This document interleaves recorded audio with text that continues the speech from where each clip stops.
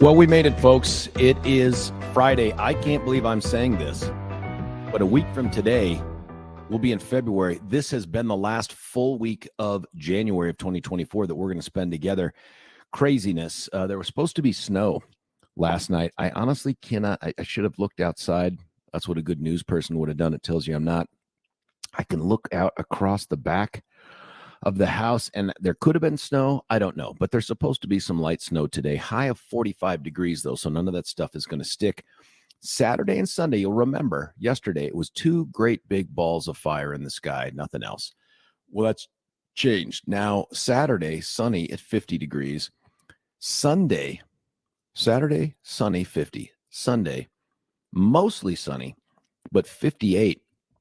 It keeps going. These folks, these weather people, these voodoo artists get to Wednesday, and they say Wednesday is going to be a very clothing optional 62 degrees.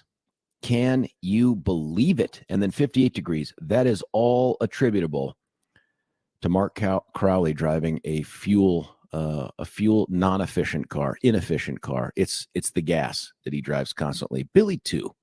With those German-made things, that's what's changing our climate. Listen, this day in history, it's a big one, and I keep getting help from Aaron. Thank you, Aaron, for your efforts here. He tells us that on this day in 1837, we're going to call it Michigan Day because Michigan became the 26th United State admitted to the Union. By the way, under the caption, I'm not sure this is good news for the Broncos. The cheating coach of the Michigan Wolverines. Yes, Dr. Julia, I said cheating. He's now going to manage the Houston Astros. No, I'm kidding. He's not. That would be fitting, wouldn't it? No, it sounds like Big Jim is going to be going to San Diego. That we don't need that. We don't need that in the division. I mean, we have the Chiefs. These guys, Chiefs, have been to the AFC Championship 6 years in a row. We don't need them in our division. The Raiders, I mean, the good news is the Raiders still struggle to find their identity and what they want to do. But now, this Justin Herbert kid's a real quarterback, and now they're going to have a real coach with Jim Harbaugh. I don't like the way this looks at all. And we have at quarterback, we have no damn idea who we have at quarterback. We just know it's probably not going to be Russell Wilson. Also on this day in 1880, a guy was born, see if you can guess who it was. Commanded the Southwest Pacific Theater in World War II. That ought to be enough. He also administered post-war Japan and led the United Nations forces during the first 9 months of the Korean War. That guy's name was Douglas MacArthur. He was born on this day in 1880. That's almost impossible to imagine, just a larger-than-life figure. 1925, Paul Newman was born. One of the great actors out there. The picture that's on this thing that Aaron sent me, it's the picture from Slapshot. If you have not seen Slapshot, it is worth the time and the effort. Henson Brothers is all I'm going to say. On this day in 1950, India became a republic, achieving its independence from Great Britain. In 1958, a little bit of a star is born right here, Ellen DeGeneres, who was much bigger after her stand-up comedy routine turned into a talk show. 1988, Andrew Lloyd Webber had a musical version of a novel. It opened in New York City, and it went on to become the longest-running show in Broadway history. No, it wasn't Cats, which I saw, and I did not understand. I did not get the little vignettes of the cats and feelings and all that. I didn't understand it. I had to see it because, you're out on Broadway. No, it's the Phantom of the Opera, which I have never seen on Broadway. That's, oh my gosh, here's another one. I can't believe that this can't be today. Is it the anniversary of Kobe Bryant dying in a helicopter crash with his daughter? That was so tragic. Also born today, a guy who knows a little bit about hockey. His name is Wayne Gretzky. Can you imagine that cat is 62 years old? Wasn't he like 17 or something when he was in the NHL? 1962, Lucky Luciano, who at the time was the most powerful chief of American organized crime. In the 30s, was deported to his native Italy. You know, like there could be worse things, right? Like, oh, you're a mob boss, you're going to Italy.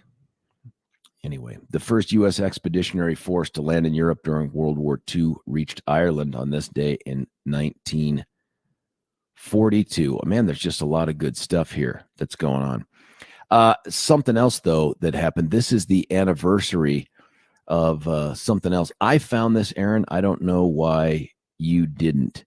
But there was a certain president who got himself into a little bit of a pickle, if you will. And on this day in 1998, James, get ready for the sound here. He made this public comment to America. But I want to say one thing to the American people. I want you to listen to me. I'm going to say this again. I did not have sexual relations with that woman, Miss Lewinsky. Well, that turned out to be like no new taxes, but at a much different level. The DNA on the test probably gave it away, but that was Bill Clinton talking about Monica Lewinsky. And I want to say this about Monica Lewinsky. Like, she has popped up every once in a while in the decades since then, and it's hard to imagine that this thing is 36 years old or 26 years old at this point. But she was 21 when this happened. She was an intern. And the president of the United States has this aura about him, the power of the office. Bill Clinton was still a relatively young guy. I'm not saying that Monica Lewinsky wasn't smart enough or old enough to know what she was getting into, but I really doubt she understood what she was getting into. And she is, in my opinion, a victim of Bill Clinton. Not because it wasn't consensual. I'm not suggesting that. I'm saying that here's a woman that her name is synonymous with this event. And think about how many people have names synonymous with events that are like this. Every place she goes, every friend she makes, every guy she tries to date, every job that she's ever applied for, it's been Monica Lewinsky, Monica Lewinsky. You can't help but think that everybody is looking at you, thinking about that incident and judging you for it. And even though I just don't think there's any chance in hell that my own 21-year-old daughter would ever do anything like that, I feel for women of that age who find themselves in situations where they make a decision and it becomes a matter of such notoriety, such publicity, that you become synonymous with this scandal. I mean, it's very, very difficult to imagine. And so I kind of see her as a bit of a victim here of Bill Clinton. She didn't want the attention. She didn't want the fame, but not the good kind of fame. And then this guy came out and just kind of trashed her, called her a liar. Well, screw you, Bill. Frankly, you probably find others to do that too. But that was on this day in 1998. Now, last night, I had the opportunity to moderate a forum that the Women of Weld and the Lincoln Club of Colorado put on. Brett, if you're listening, I should have said that yesterday. Lincoln Club of Colorado, big time sponsors of this event. It was up at the Fort Lupton Rec Center. I'd been up there before for the Senate debate, back when there was 100 people running for the United States Senate. I think, interestingly, in that forum 2 years ago, two of the same people were in that forum that were in the one last night, that being Deb Flora and Peter Yu, both great people. And so I drove up to Fort Lupton. We got there. This place was packed, folks. I mean, packed. They had to turn people away. They turned people away because they didn't have tickets, and they drove forever to come out and see, let's say, Lauren Boebert or one of the other candidates. And they'd get to the door and it'd be like, I'm sorry, man, we just don't have room at the inn here. That's why we sold the tickets. And then the question was, you sold tickets? But I got there. It was neat because there were a lot of people up in that part of the state that I just hadn't seen in a while. Because, the last time I ran for state office, which didn't turn out to be that good for me or for Colorado, was 2018 when I was running unsuccessfully for Attorney General. And so I saw a bunch of these people. Some of the people I've seen again since in some other capacities, but a lot of people I hadn't seen. And it's just, look, that area in the state is still America, if you know what I mean. I'm not denigrating any other parts, including the part I live in. It just has a different feel to it. And so you had this big room full of, I think, Republicans. Nobody checked their Republican card at the door, but it was packed.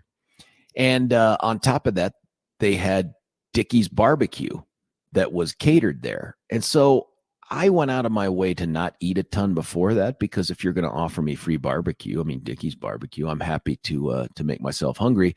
And so I loaded up the plate full of food. The minutes were ticking down. I met up with Kelly Maher and Jesse Paul, great reporter for the Colorado Sun, and they were going to moderate the CD8 race. And Ernest Lunning from Colorado Politics and I were going to moderate the CD4 debate. It was interesting, too, in this way. The underbill, if you will, was the CD8 race, and that's because there's only 3 people in it. There was Joe Andujo, there was Scott James, and there was Gabe Evans. And I'd never met Joe before, but I've known Scott for years. I've known Gabe for a while now, too. Gabe was a National Guard guy for a while, Arvada police officer. Scott James, everybody knows Scott, county commissioner in Weld County, also a radio guy who has maybe the best radio voice out there. Makes me a little jelly over that. But so those 3 go, and it's Kelly and Jesse doing the questions, and they did a fine job for people who were that intoxicated. No, I'm kidding. But this was my perception sitting next to Jesse at the table as I'm eating my barbecue and the coleslaw and the beans and the potato, all the other good stuff. And I'm watching this crowd for that first one, man, a little rough. And by rough, I don't mean booing or anything like that. I mean just like very muted.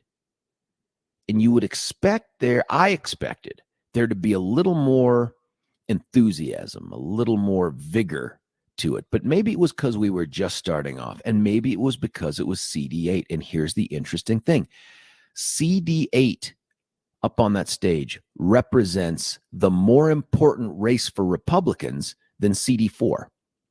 No joke. And the reason for that is CD8 represents a pickup opportunity for the Republicans. Remember, Caraveo beats Kirkmeyer last time by a handful of votes because some principled libertarian decided to stay in the race and take those votes away from Barb. So interestingly, too, Barb was kind of the MC of the whole thing, and she introduces everybody and all that, did a great job. And so this race is the one that the primary is not the race. This race will matter all the way until it is called in November, on that Tuesday in November.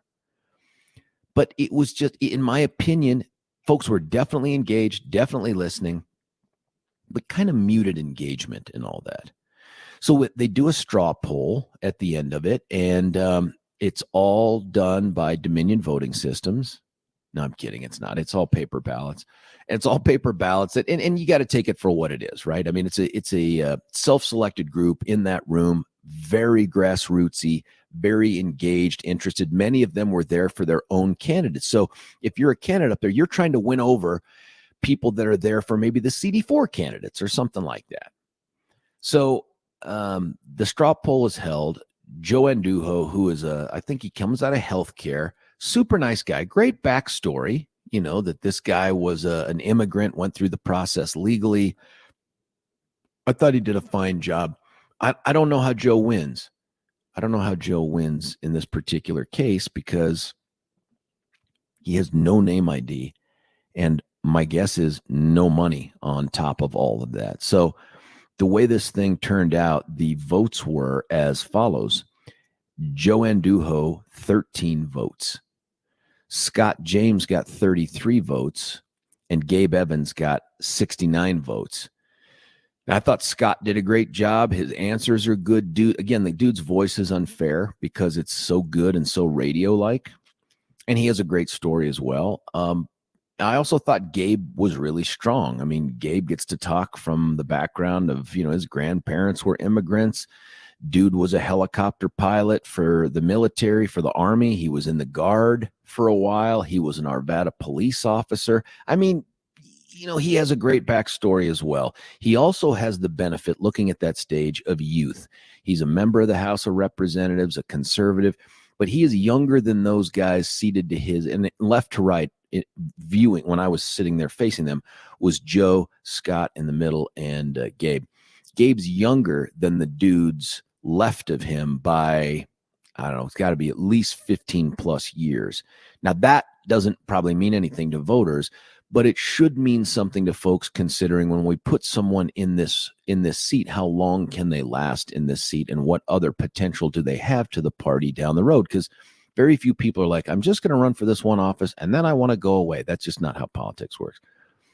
So that was that was the CD8 one, and it was shorter. I think Jesse and Kelly had, I don't know, 45 minutes to answer, and I didn't detect any gotcha answers up there or gotcha questions that Kelly and Jesse asked, but no moments where I thought, oh boy, you sunk your battleship.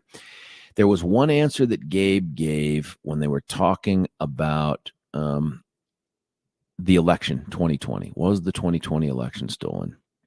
And it gets to be no. Scott James says no. And then it gets to Gabe, and Gabe says no-ish. Okay, no-ish is a different kind of an answer. I imagine he'll be asked more about that at future forums, and he'll have more time to answer. For them, it was part of the lightning round. So we get done with that. People vote. We take a little bit of a break. I actually got a chance to participate in the vote counting for the CD4 thing, so I saw how they did it. It's the women of Weld. I mean, it's, Marge and the others and the president of the club, and they're in the back literally pulling these paper ballots out of this big old bin and going through and counting who is, who got this vote and who got that vote. But no joke, there were ballots that had to be scrutinized.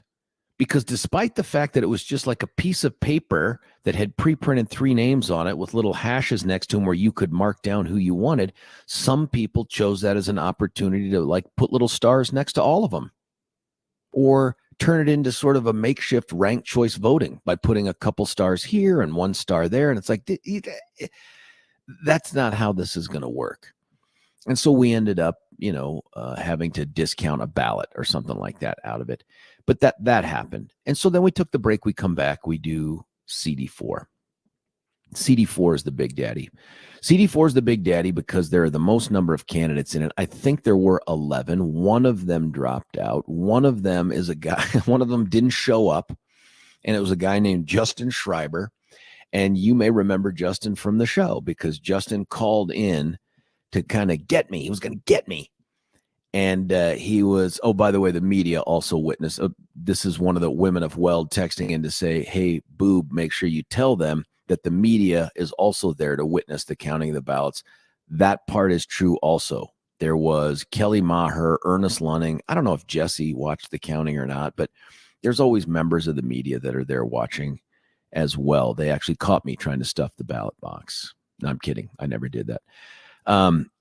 So, this guy, Justin Schreiber was a guy that had called into the show. And you may remember he was like, do you know Rick Rabner? I'm like, yes, I hired Rick years ago. He's out in Lincoln County doing the prosecution out there. And he's like, well, he's prosecuting me unjustly. And I think you're too close. You have too close of a connection to Rick. And so I don't think you should be a moderator. And I thought, wait, because I hired a dude who's prosecuting you. I mean, it was the most asinine thing I could imagine. So I thought this dude would show up and we'd at least have an exchange over it. And I could assure him the truth, which is I think I've seen Rick one time in 3 years since I've left being the DA. It's right, folks. It's been 3 years since I've been the district attorney. But no, we didn't. Instead, dude decides not to come to the forum and issues some kind of a statement that I think 3 people saw and witnessed, and commented on. And I mean, but in essence, it was, I can't participate in this. I think he even suggested it was witness tampering or election interference or some 2-word, it could have been jumbo shrimp. It was some 2-word phrase. You know what I'm talking about that he put in there that just seemed completely inappropriate. And my best guess is, having listened to the phone call that Justin, when he called in to try to suggest I was somehow in the bag against him, and I couldn't pick this dude out of a lineup. And I imagine there are people in his life who've had to do that, but I'm not one of them. It was just slap out loud funny. But so this guy puts this thing out there, and I think he thinks that this statement's going to be read by the women of Weld. Like, I declare I won't come there because of Mr. Unfairpants, and I want you to read this statement. And the women of Weld were like, nope. So he got nothing out of the whole thing. It was kind of laugh out loud funny. And listen, Justin, if you're listening out there, happy to take a call from you at 303-696-1971. I'm sorry you didn't do it, man. It was a great night. So we get 9 candidates up there, and from left to right, as I faced them, it was Lauren Boebert, Trent Lisi. If it's Lisi, forgive me, Trent Lisi, Deb Flora. Next to Deb was Mike Lynch. Next to Mike was Chris Phelan. And then it went Jerry Sonnenberg, Ted Harvey, Peter Yu, and Richard Holtorf. And you'll remember I had Richard in the studio, I don't know, a couple weeks ago. Stefan brought him in. And that dude is funny. He is just as funny. All the answers delivered with the same sort of terseness and tone, you know what I mean? But you have to appreciate it. Some folks out there on the Facebook, because this thing was Facebook Live, and you could go watch the whole thing, by the way, if you go to the Women of Weld page, were like, why is he so angry? And it's like, no, listen to all the answers. Dude's not angry. He's just consistent in that particular tone. And so we can talk about some of the answers, but it was a good event. I thought we were going to struggle with the time, because with 9 people, how do you manage questions and answers and get any sort of meaningful back and forth? Well, you almost have to give up on the meaningful back and forth. So we asked each of them to do their elevator pitch at the beginning, but because we had 9 people, we limited them to 30 seconds. Well, of course, the reaction off the stage was, dude, 30 seconds. I'm like, listen, man, almost everybody knows who the people are up here. And if they don't, 30 seconds is more than enough time to give them your website or whatever, and give them a brief thumbnail sketch. And that turned out to be pretty true. Then we went into a question about, all right, listen, whoever, and this is what makes this race in some ways less important than CD8. But a little more sexy because there's so many people, and because Lauren's in it and Deb's in it, all these high profile people.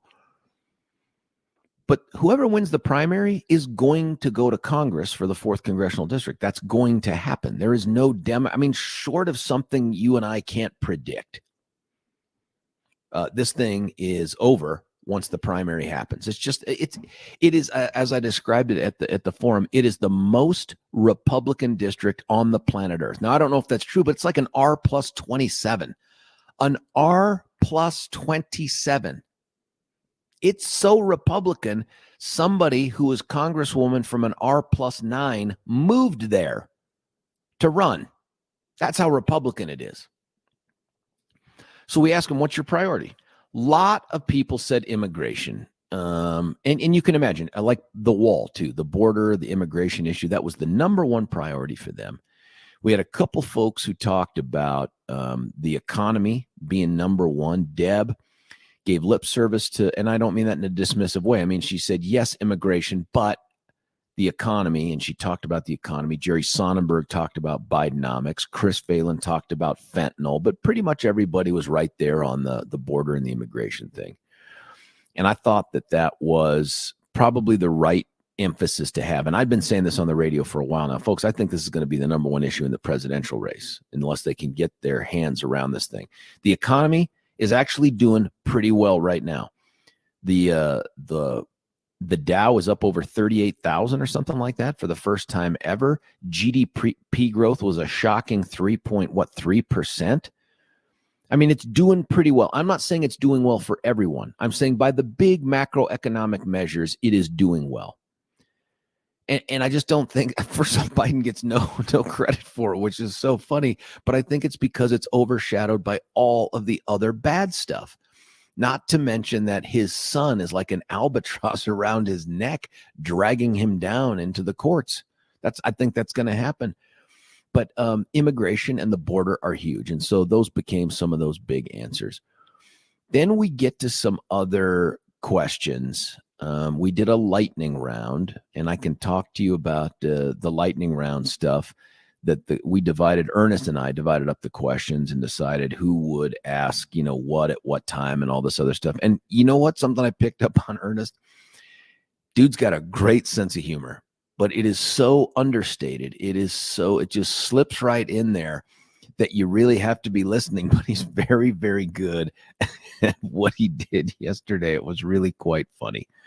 So question number 2, and I'm going to talk through this with you because I think this was important. It was the very first big time forum where all the candidates were there, all the candidates except the ones that thought I was in the bag for somebody, not him, because he's being prosecuted by a guy hired years ago. Anyhow, so the next question was Ernest. He asked Lauren, Republicans have held the majority in the U.S. House since the last election. What have they accomplished, man? And he read a quote from Chip Roy and all this other stuff. And people gave their answers. It was particularly important for Lauren because she's been there in Congress. And so she talked about some bills that she'd been a part of, and people went around and did their things. I didn't find anything too super illuminating about that. But when we got into the lightning round, the question was the 2020 election stolen from Donald Trump? Lauren Boebert and Trent Lacey both, I think Trent threw both hands up, both indicated that they thought it was stolen. The rest of them, I don't recall them saying they thought it was stolen, but I do think that there were questions of, ish and all that other stuff. And I have to go back and watch that part of the video. It wasn't my question, so I was busy trying to make notes on something else. Who do you plan to vote for in Colorado's March 5th presidential primary? Every candidate except Chris Phelan said Donald Trump. And what Chris Phelan said was like that, except he said, listen, I'll vote for the most qualified candidate who makes the ballot. And if Donald Trump makes the ballot, I'd consider voting for him, or I might vote for him, or something like that. It would just left the door a little more open. Another lightning round question, should House members be subjected to term limits? And if so, for how long? Oh, wait a minute. I asked that question. I asked that question. And the question I asked was, listen, there are no federal term limits. You'd have to amend the Constitution to do it. Should there be any? Would you take a pledge? Have you taken a pledge? Holtorf starts. I go right to left. I work the opposite direction just to mix it up. And Holtorf says, I think there ought to be term limits. I've taken a pledge.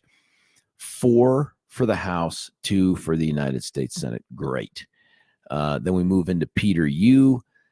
I think Peter also said something similar, 3 or 4 terms. Ted Harvey talked about it. Ted's was a little more nuanced. If I'd have had time to go back and forth, I would have tried to prosecution-wise pin him down. But Ted was much more like, he's endorsed by Tom Tancredo. So I was listening for this, right? Because, Tom took the 3-term pledge and ended up turning 3 terms into 5 before he didn't run. But Ted talked about, I don't want to make a pledge. I can't remember the exact language, because then I just turn over the power of Congress over to the bureaucrats, right? To the long-term staffers and all that stuff. And okay, I thought that was interesting too. We got to Jerry Sonnenberg. I think Jerry had said yes terms. I'm trying to think of who gave something interesting. I think Chris Phelan said, I want term limits. I want the limits imposed by the voters, which is really no term limits. But I get his point, and I think that's the knock against term limits, is that it robs voters of the opportunity to keep someone in place that they prefer over other candidates. And I'm taken with that too. But as you know, man, with the power of incumbency, it's just kind of hard to figure out a way to win against an incumbent. It happens, but it doesn't happen very often, very uphill battle. Then we got to, I think Deb had said yes to term limits. Lauren had said, Trent did too, and I think he'd said 8 years total in the House. And then Lauren Boebert had said she had been signed on to a law in Congress that limited terms. And I think she said it was 3 or 4 terms. I can't remember. And as she was talking about it, I got a little bit of confusion out of that. But my guess is that she has agreed to this idea of term limits in terms of that legislation, but she would not commit to impose term limits on herself independent of that legislation. She wants it for everyone. That's true, but I don't remember her committing to doing it independent of that. I asked the question, should the Republican Party take sides in primaries? Every single member up there said no, and a strong no. Absolutely not, they said. I think Ernest took over at this point. Asked the question: if you weren't running, oh no, it was name a Democrat you respect and can work with. And some folks had their funny answers. Trent was like, that's really an interesting question. I don't know how to answer. I don't know if I know any that I trust. And then Richard Holtorf said, does Liz Cheney count? That got some laughter.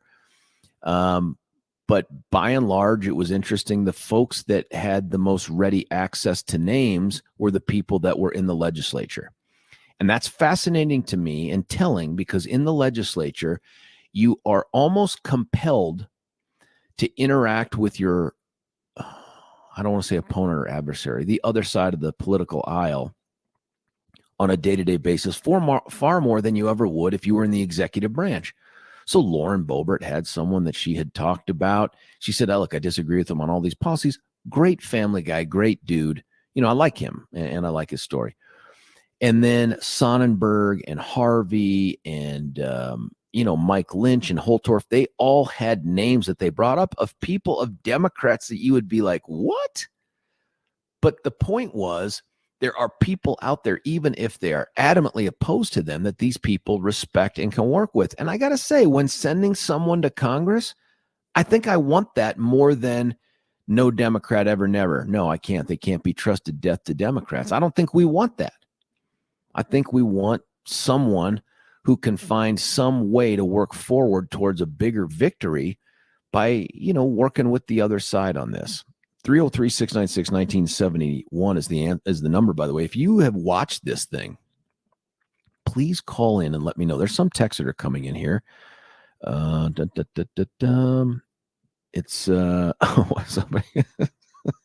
somebody texted in about, I hope it's not this person. That was from yesterday. Here's good morning and great job. This is our buddy Sherry, who was most likely at a bar when she sent this particular text. But last night she took a picture of me to make sure that everyone knew I was at the same bar that she was. Joan from Lakewood says, love Gabe Evans. She said she posted this on Nextdoor last night at the it was a very Lakewood thing.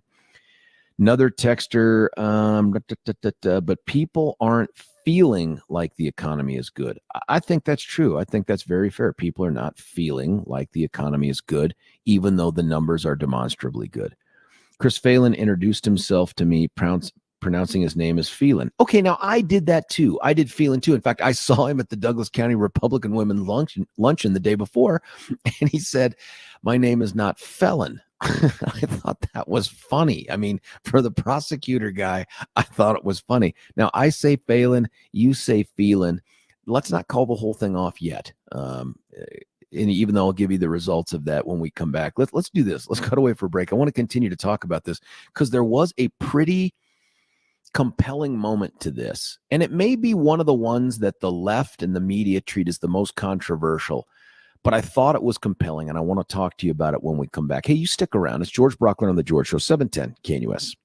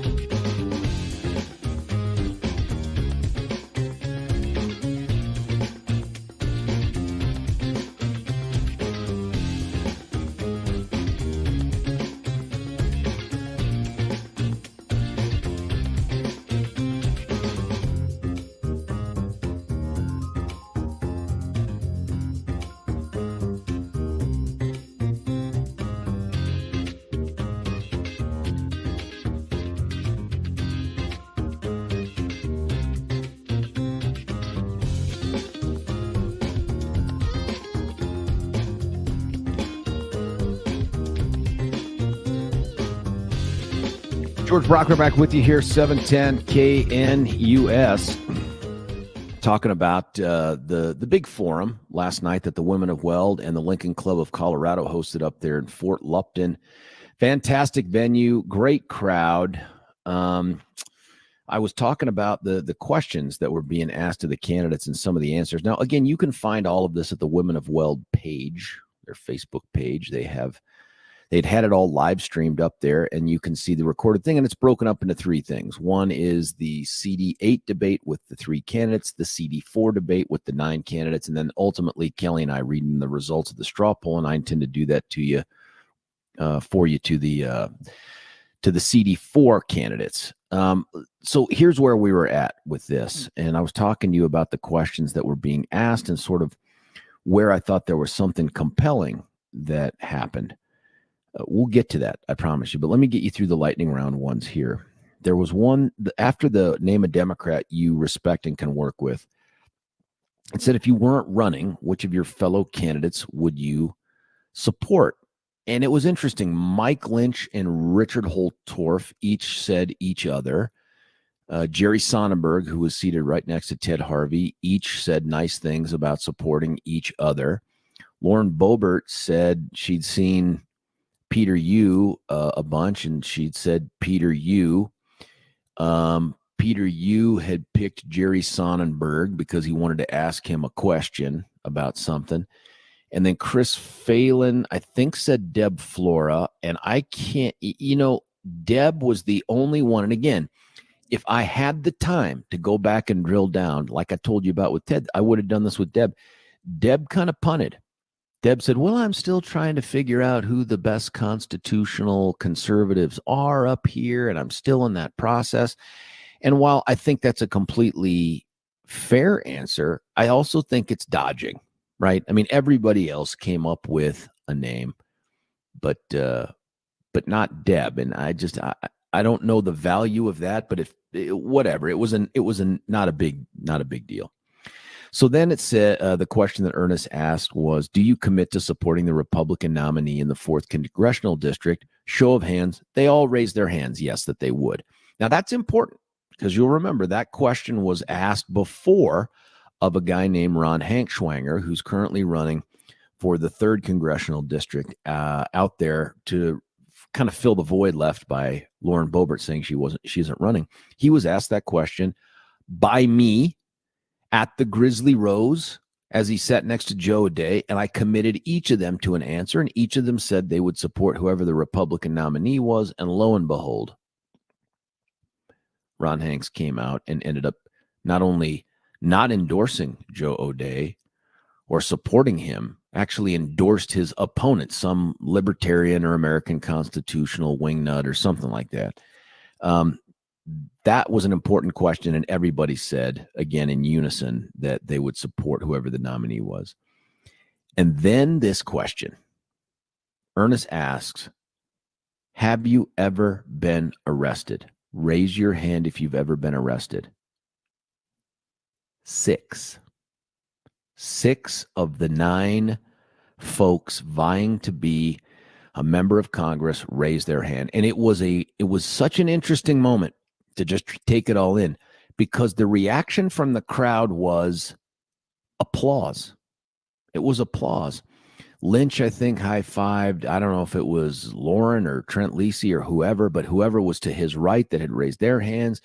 And it was, I don't want to call it a kumbaya moment. It wasn't quite like that. But there was sort of a mood that I think was enhanced by the fact that there were so many people up there, and they were acknowledging this thing during a week that Mike Lynch had taken it on the chin, and probably rightfully so, right, for not having revealed this DUI that he's still on probation for. And that now seems to me to be less of an issue within this party primary here than it was before. I think that question ultimately diffused a lot of the potential for candidates to go after each other on these things. But I was shocked to see hands go up from, 10 Ted and Jerry and Holtorf. I mean, if you're in the legislature running for CD4, chances are you've been arrested. In fact, it may actually be a prerequisite. At this point, I don't know. Lauren Boebert's hand goes up. I can't remember if Trent Lisi's hand went up. But there were only a few people. There were only three. I think Deb, Peter, you, could have been Chris. I can't remember, didn't raise their hands. So then now I get to ask the next question. And the next question is, how should voters value or weigh a candidate's criminal history? How should they value or weigh those arrests that you guys just stuck your hands up for? And that's a question that even if you didn't get arrested, you could answer because, how should people view your opponent's criminal history? What I was taken with was that the party of law and order, in addition to applauding for all this stuff, before they knew any of the details, that the party of law and order felt like they had this moment of grace for these men and women and amongst themselves.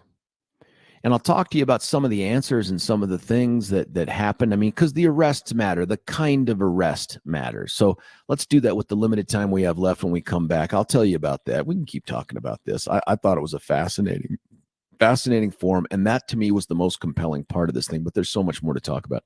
Stick around. And you can call in, by the way, if you watched it or you have questions about it or thoughts on it, what I'm telling you, you call in 303-696-1971, 303-696-1971. It's George Brauchler on The George Show, 710 KNUS. Want to take your favorite radio station wherever you go? Well, now there's an app for that. No matter where you are, stream your favorite shows. Tap the app to listen to podcasts. Talk back to your favorite local hosts. At the tone, leave a message. Call the show. Set your alarm. Enter contests and win prizes. All in the palm of your hand. Available now for iOS and Android devices in the App Store or Google Play. And best of all, it's free.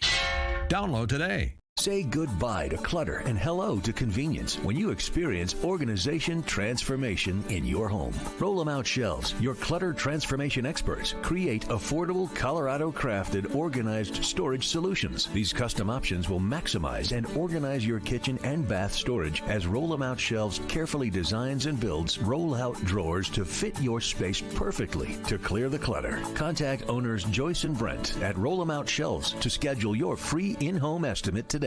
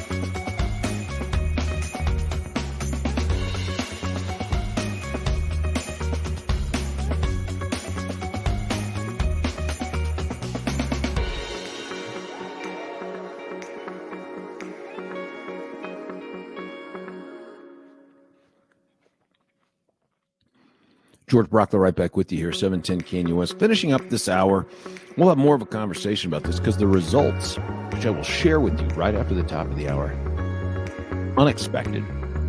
I think that's the reaction, by the way, of most of the attendees and the way it's being reported. But there's context to it, too, and I want to provide that as well. But I wanted to go with you in the final moments that we had here, the criminal histories that were revealed, at least by these answers. I think everybody knows Mike Lynch's, so that wasn't really a big deal. But we got to Jerry Chain Gang Sonnenberg. That's how I referred to him. And Jerry said when he was, I think it was 19, he was busted doing something like 40 miles an hour over the speed limit, couldn't make bail or bond, and ended up spending the night in jail. Okay. I mean, yeah, arrested. Yeah, okay. I got it. Ted Harvey talked about being on, I want to say he went to Air Academy, and he and some buddies were screwing around on the Air Force Academy grounds, and they were told by the SPs, the security police there, move on, there's rain here, it's risky, don't screw around, don't keep running back and forth across the street, some such nonsense. And of course, because they're kids, they did it like they were teens and stuff, and they did it, and he ended up getting taken into custody for that. And I thought, yeah, what a big deal. Lauren Boebert said she had been hooked for, I want to say it was either traffic violations that went unpaid or something like that. Don't know the answer. I don't know if there's other reasons that she would have been arrested. Somebody tried to whisper in my ear that no, there's other stuff, but that was the answer that she gave. And then Richard Holtorf, in that same tone that people described as angry, but it's not. It's just Richard Holtorf. He said, I was in 2 fights when I was a young man. And I just presume he's talking late teens, early 20s or something. And he said, and it was both individuals that needed an attitude adjustment. And people are laughing along with it. And he said, and I told my dad, I was winning each one of those until the cops showed up. And, people laugh and all this stuff. And listen, that one too, that kind of conduct, thanks, James, that kind of conduct as a young man, it's not that it's nothing, and I don't want to make light of it, but, the fighting is probably the one I'd want to know more about just because it's a person-on-person crime. But these were things that, to put in context, these arrests, they're things that could have happened to almost anybody. They didn't, and the party of law and order is going to get punched by the Dems for having that moment. But I got to say, say that again, James. 30 seconds. For the party that has decriminalized marijuana, lowered the penalties for just about every crime out there, and refuses to hold anyone accountable, to point fingers at last night's group, Laugh Out Loud Funny. I'll tell you the results of the straw poll. They are shocking. George Brauchler, 710 KNUS.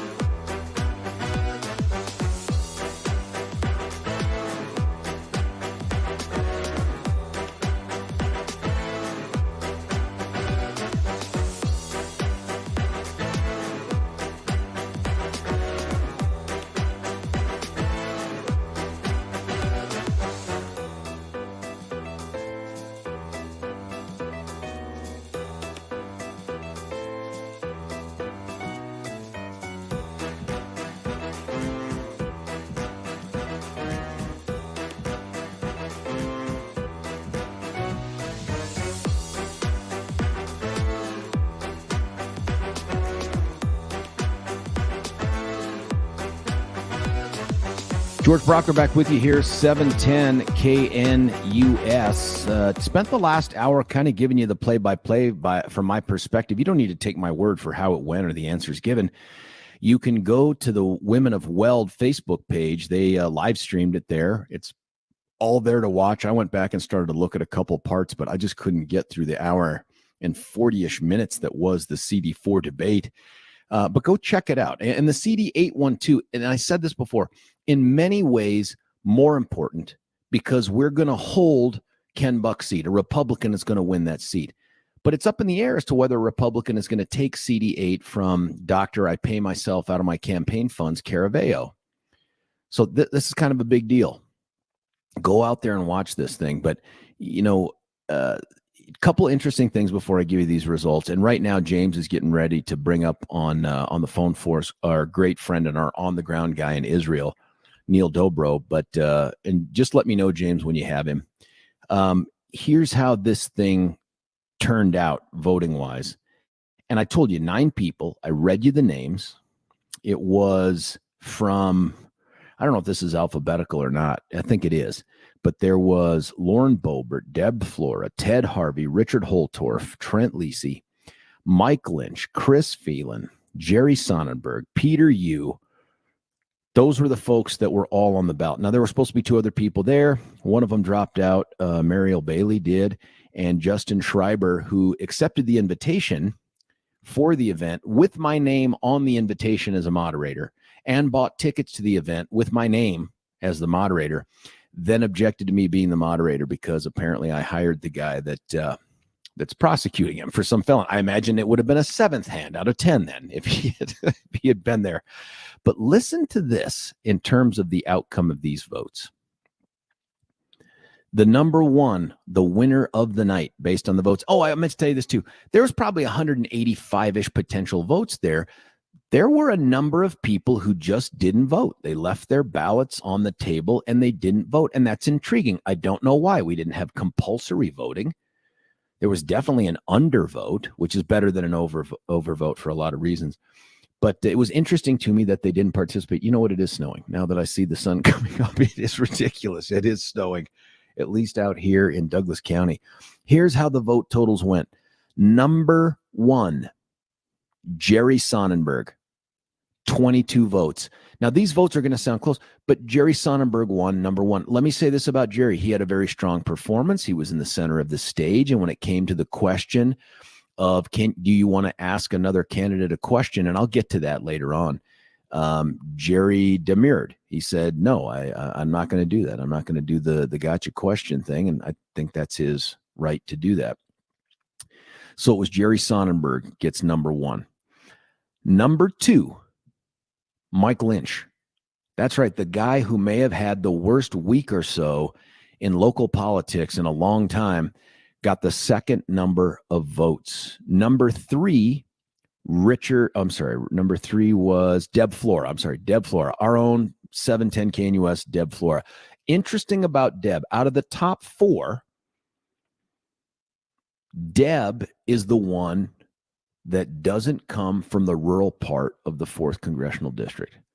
The other ones in the top 4 were Sonnenberg 1, Lynch 2, and number 4 was Richard Holtorf. I thought that was fascinating, but also maybe indicative of where this thing took place, which was in Fort Lupton. Number 5 was Lauren Boebert. And that becomes the story, right? The story is Lauren Boebert, who has name ID like nobody's business, has a war chest like nobody's business, shows up to this very first forum with 9 people whose names are far lesser, and she takes 5th. That's dead center, folks. If you plot it out on a little line, there are 4 people to the left and 4 people to the right. That is dead center. Number 6 out of that was Peter Yu, just a super nice guy, and he's done a ton. Ted Harvey was 7th, Trent Lisi 8th, and Chris Phelan, but not Felon, ended up 9th. There were 2 spoiled ballots. I told you about that, people that tried to invent their own ranked choice voting thing and all that other stuff. But honestly, I thought it was, out of a total of 150 votes, that was very, very interesting. James, do we have Neil? Thanks, man, for letting me know that. Hey, let's do this right now. Let's take a break from this topic because what I want to do is bring up our guy on the ground in Israel to give us an update on what's going on over there. It's Neil Dobro. Neil, how are you? Good, George. How are you doing in Denver? Well, it's snowing here. I don't think it's snowing in Israel, but it's snowing here. And long time no chat. And I told you this in text. I am sorry I didn't make it out. I was supposed to have been out there from about the 20th to the 25th.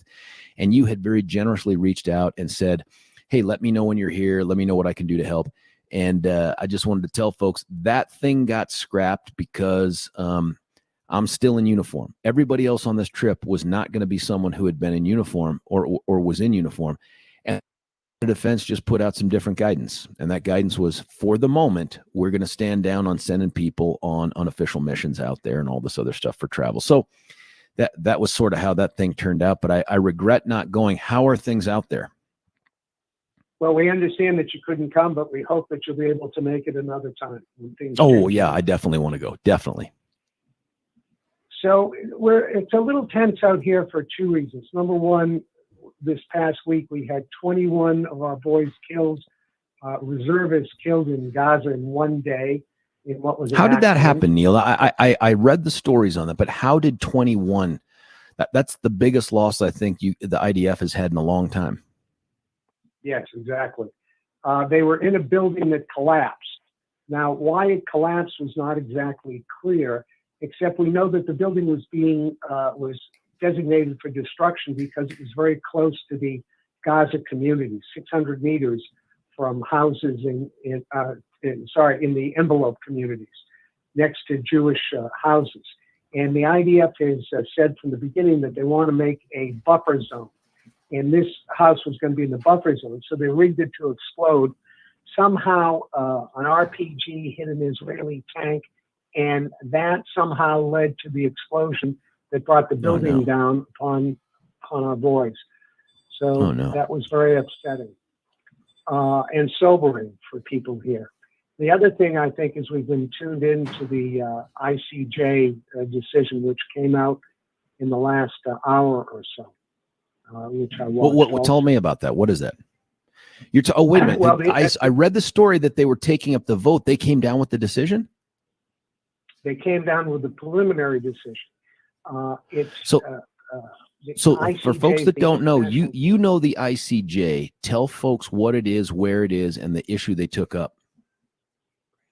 So it's the International Court of Justice, so-called, and it's in The Hague. There are, I think, 17 judges on it. And it was responding to a complaint filed by South Africa saying that Israel was committing genocide in Gaza. And by the way, Neil, why is South Africa the one leading the charge on this? I think it just sees itself as Israel's enemy and wants to pull Israel down in any way it can. So it's really not an effective party, but it's a signer of the 1948 genocide agreements, conventions of 1948, as is Israel. So they can file a complaint, and they chose to do that.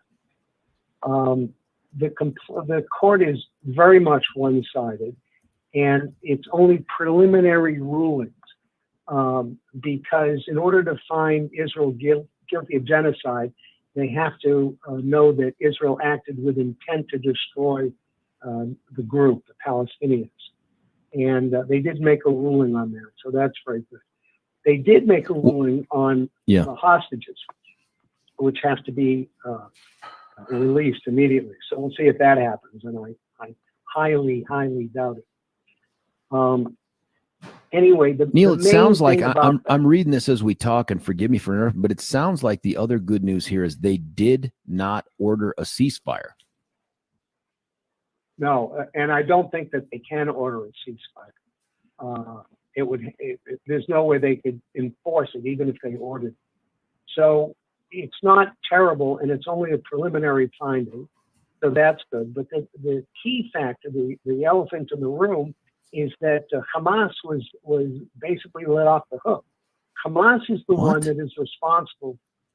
Hamas is responsible for being the one that's causing the suffering of whatever innocent people civilians there are in Gaza, which I think you could count the children and not many more. But maybe the children could be counted as innocent. And Hamas is the total blame. It's Hamas that's using them as human shields very consciously and very consciously placing them in harm's way. Israel has a right to defend itself, and that's what it's doing. You can't say to Israel, you have the right to defend yourself, but you can't kill anybody. Well, Israel has a better record about killing civilians than almost anybody else, surely more than the United States, which killed, they say, 4 million people as a result in our intervention in the Middle East, 4 million mostly Arab people. But they are saying that we have to hold back on our defense efforts because of civilians. Anyway, be that as it may, the ultimate fault lies on Hamas. Now, when we have time, I'd like to talk about what could and should be done with the civilians in Gaza. Yeah, I want to do that. One sec, though, Neil, to bring everybody up to speed. There's this international court of justice. It lives in The Hague, right out there in the Netherlands. They have a 17-judge panel that was, and Neil had set the stage for this pretty nicely. South Africa, for reasons that I guess they're opposed to Israel, came forward with a proposal to have them order some kind of a ceasefire, which enforceability is always going to be an issue, right? Like that's the same thing with the International Criminal Court. I mean, they have limited tools available to them. And the ICJ did not order a ceasefire. But what they did say was that Israel had to take these kind of urgent measures to, here it is, the state of Israel shall take all measures within its power to prevent the commission of all acts within the scope of Article 2 of the Genocide Convention. It kind of feels like, and I don't know how this went down, Neil. I don't know if Israel had a representative at the ICJ pitching for why this doesn't apply, but I have not seen anything, despite whatever losses people think there are. I have seen no evidence that there's an attempt to wipe out the Palestinians en masse, which is sort of what you see with genocide here. It has been, whatever damage there's been, has been attempted to be minimized. It's turned out to be more collateral than anything else. And it's an attempt to try to get to Hamas, which is an evil organization that I think every right-thinking person believes has no place on a civilized planet. Having said that, Neil, you wanted to talk about efforts that are being made with the civilians. Yes, exactly right. And I think, again, the court said that it could not come to findings of facts. So everything is without finding of fact. And the fact is that Israel is doing everything to prevent damage to civilians. But the real thing that should be done to prevent damage to civilians is that they should be given the right that every other refugee from a war has. And that is the right to leave, to get the hell out.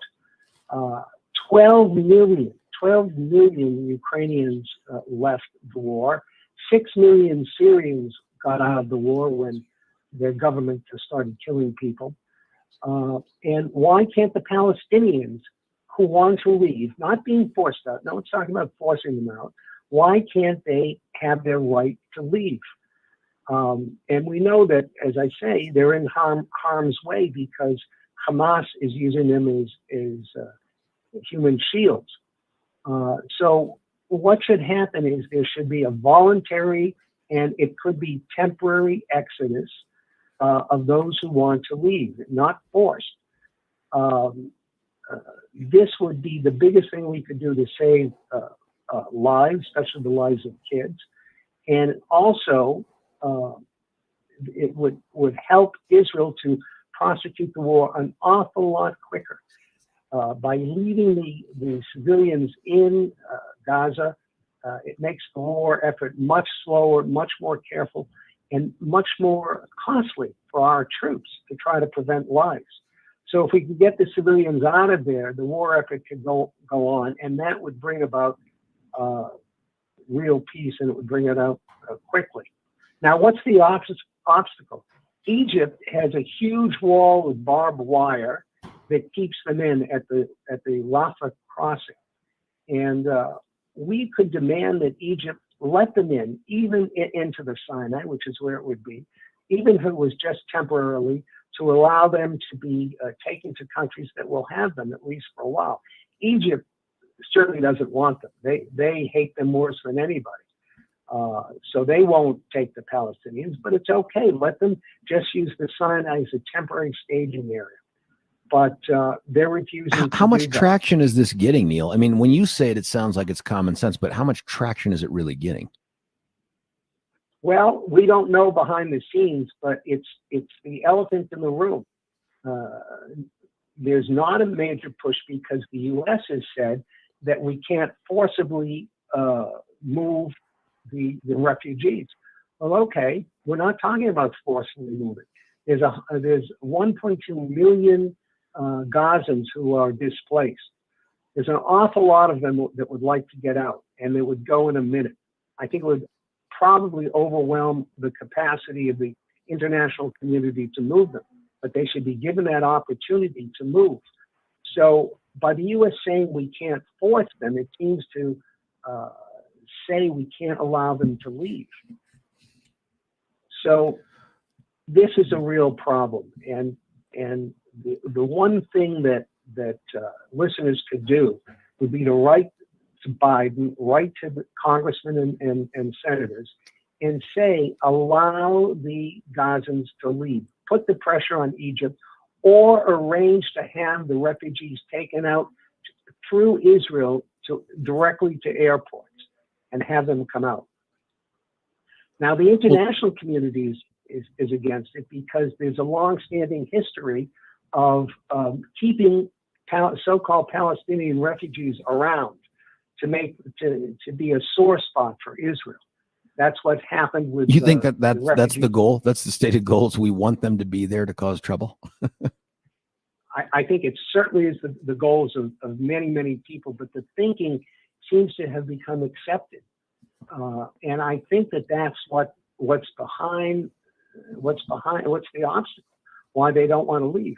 Hamas would certainly prevent them from leaving because they want their human shields. They want them there as a sore point for Israel.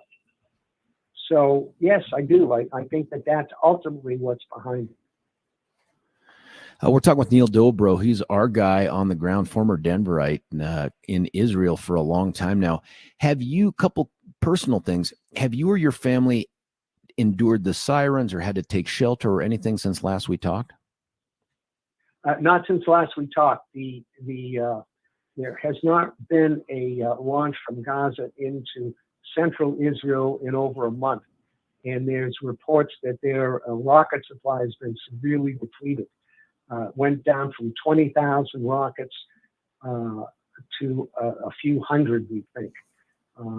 9,000 last I heard have been fired into Israel, mostly in the envelope around Gaza. And the rest have been taken out by the IDF, the Israeli Defense Forces.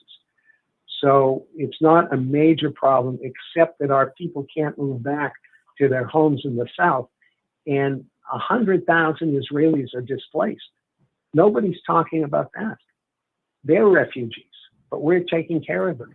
So they're not an issue. The Gazan refugees can't leave, so they are an issue. Neil, do you sense any greater risk or danger of any activity spilling over the northern border with Lebanon or Syria or anything like that, Hezbollah? We know that Yemen has been mischief makers, but it sounds like the U.S. Navy's done a good job of taking down their drones. Anything up north that's concerning? Well, Israel has given Hezbollah an ultimatum by February 1st to withdraw. We've got to reestablish the buffer zone, the safety zone that we have between Hezbollah and our northern city. And UN Resolution 1701 calls for them to be north of the Litani River, but it has never been enforced. And what we are demanding is that they comply with Resolution 1701. I think that if they don't, there will be a major escalation up north, and then we'll see the response of Hezbollah and, of course, Iran, who pulls the strings on Hezbollah up north. Now, Any my fatigue setting in, Neil, that you can think of because of how long this has been going on? And Netanyahu and everybody had said, "Hey, this isn't going to be a short thing. We've got a long way to go." One, do you sense any fatigue setting in? And two, do you have a sense of when these operations in Gaza, the military operations, may come to an end? Yeah, I do feel that people here are fatigued. As I say, the loss of 21 soldiers helped with that. But I think, it's like the Super Bowl. By the fourth quarter or the third quarter, you're very tired, but it doesn't mean you're giving up. And I don't sense any feelings among Israelis that we should be giving up or be deterred from our goals, which is to get back the hostages and to completely obliterate Hamas. Now, how long is it going to go on? They're talking about, first of all, for the foreseeable future, we're going to have an IDF presence in Gaza. We need to, because if we don't, Hamas will resurrect itself and begin firing rockets and resume terror activities, and they'll reconstitute themselves. So we've got to be there for the long term. And the international community may not like it, but no one else can guarantee our security other than us. So we're going to be there for a long time. I think that the major fighting will be over sometime in 2024, but it'll be at a much lower level. We hope. There's still an awful lot of infrastructure underground. You've got to remember they've got over 500 miles of tunnels. It's amazing. Some of the pictures, Neil, are amazing. These aren't like the kinds of tunnels that they dug, that you would dig in your backyard or something like that you crawl through. I mean, these are fortified big deals. Right. There's two cities. There's one above ground and there's one below ground. And Hamas, for 18 years, has taken all of the building materials intended for, quote, the humanitarian uses of the population. For example, to build homes and things like that, and to create sewage and water systems, which they very desperately need. And they've used them to build these tunnels. That's where the aid has gone to. And now we have to deal with it because we turned a blind eye for 18 years. This is fascinating stuff. Netanyahu. Oh, by the way, someone texted in here. Ask Neil what proof there is that the hostages are still alive. Well, it's a good question. We don't know absolutely, or at least the public doesn't know. It could be that the IDF and the Mossad knows much more than we do, and that's fine. It makes sense that they're going to keep at least some alive because they've got to surround their leader, Sinwar, and the other leaders with hostages. And we think that that's exactly what they're doing. Now, we know that in captivity, over 20 hostages have been killed. We just got news this week of more hostages being killed. Wow. And Hamas certainly wants to like deliberate killing, Neil, like murder kind of thing, or because they've been in place near military targets or something like that? No, I think some of it could be because they've been denied medicine, even though we had an agreement to get them medicine, and in return we gave lots of medicine into Gaza. We allowed it in, and they reneged on their deal. They didn't get any medicine to the hostages. So some may have died for that reason. Certainly others have been killed. But Hamas has reasons to keep some of them alive, maybe as long as they can. And that's for protection, and because, and I hate to say it over there, but they use the women for their sex toys. Good Lord. Good Lord. Those are people you can negotiate with, Neil. I don't know if you know that. When people behead babies and rape women and kill parents in front of kids, you feel comfortable negotiating with them. I'm being totally sarcastic. Yeah.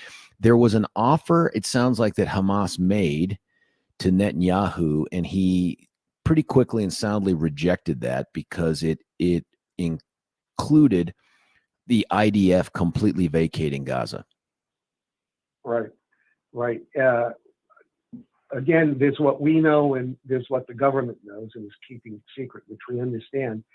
But none of the offers I've read about are anything more than an Israeli surrender. And Hanea, who's the leader there, has made remarks to that result, that the Israelis will surrender because we are holding the cards. So I don't know if it's delusion or what it is, but that's their stance. They're not giving in at all. So fine, we'll take the war to them. Yeah, have you sensed from any of your friends or relatives still back here in the States any changing moods towards Israel's ongoing? I mean, the International Court of Justice is just one indication, but I can tell you that there are still these protests, I don't know what you want to call it, these groups that show up at a capitol here or a campus there, all demanding some kind of a ceasefire. You continue to see, I don't know if they're ignorant, Neil, or they're anti-Semitic. It's hard to tell at this point, but you still see young people out there chanting from the river to the sea, Palestine will be free, all this other stuff. Do you get a sense from the reports you're getting from back here in the States of changing moods towards Israel? It's hard for me to judge what's going on so much back there. I can tell you that the people who call for river to the sea either are useful idiots for Hamas and don't know what they're calling for, and there's big evidence for that, right? Or they're anti-Semitic and they want to see every Jew wiped out, because the river and the sea that they're talking about are the Jordan River to the Mediterranean Sea. And friends, that's all of Israel. And Hamas has stated clearly no Jew will be able to live in Palestine, and they think that's all of Palestine. So, these calls are calls for genocide, but people aren't calling it that. But it is clearly a call to wipe out all of Israel. So the moods, I don't know. I mean, I think it could be changing. What I can tell you is that we don't have another choice. It doesn't matter what the mood is, and it almost doesn't matter what the United States says. We have got to eliminate Hamas. For us, it's existential. It's not territorial. It's not about land. It's not about a deal. It's not about a compromise. It's not about negotiations. It's existential. And for that reason, we can't back down. We've got to continue what we're doing. And I know that that's the mood of the country here. Neil Dobro, man, please stay safe out there, you and your family. Of course, we're going to continue to have you on as long as they give me the airtime to do it. Thank you for all these great updates. Thank you, George. It's a pleasure. Thank you for your interest in Israel. Thanks for staying up late, Neil. Hey, that was Neil Dobro getting ready to hit the Sabbath. So this is it for him, for the use of technology for a little bit. I can't thank him enough for being here. Listen, we're going to cut away for a break. If you got some thoughts on that, I want to hear them. 303-696-1971. Should we continue to support Israel? That, by the way, was a question that came up in the CD8 debate. We'll talk about that as well as the straw poll. What does it all mean? Why did it all happen that way? George Brauchler, 710 KNUS.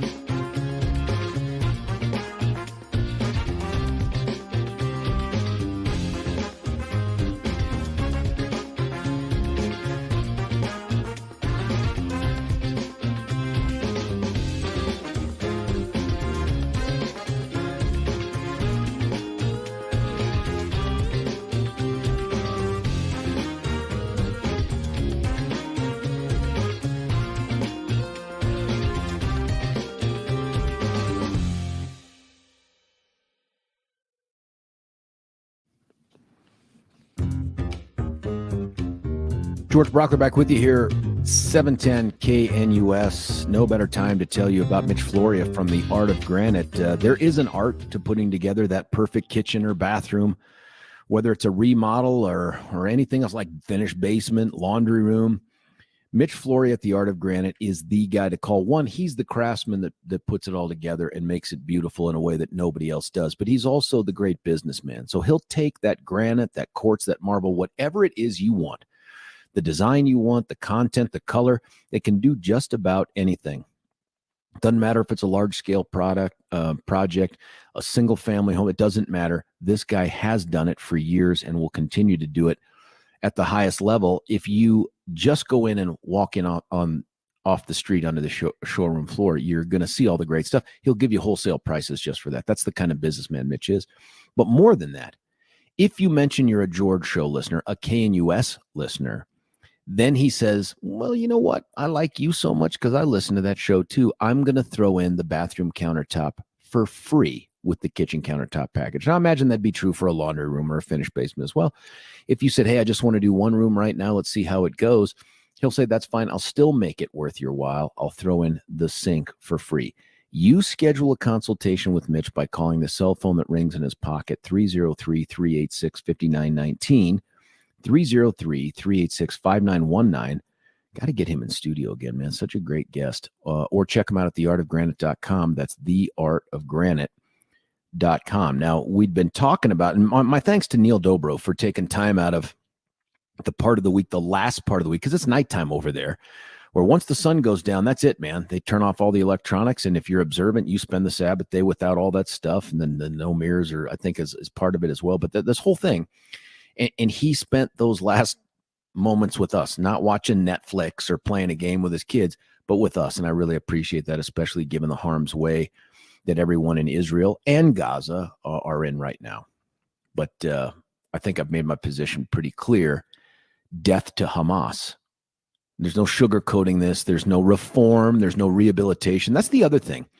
These people, in terms of whether or not we ought to have a death penalty in the state of Colorado, which we don't anymore, thanks to Jared Polis and the Dems in charge of the Gold Dome.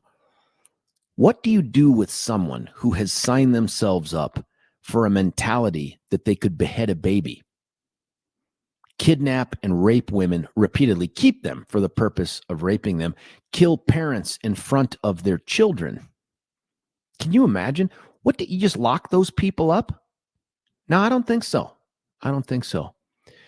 But that's the same reason why the IDF cannot negotiate with these baby beheading rapists. Those bastards, they need to meet their maker. I think they're going to be a little shocked, by the way, as to who that is and how they viewed their conduct here on the planet Earth. But they need to meet that guy. And I think the IDF needs to help them do it. That's my position. I've been unequivocal on that from the very beginning. And by the way, when Palestinians get tired of Hamas inviting IDF in through their conduct, maybe Palestinians will turn on Hamas and start to dime them out to the good guys. And that's my expectation. It is real tough for me to imagine how you've gone this many years without standing up to these bloodthirsty killers and allowed them to stay in power. And then when you have a chance to free yourselves of the yoke of that evil, you just kind of let them hang out, meld in with you. You hide them.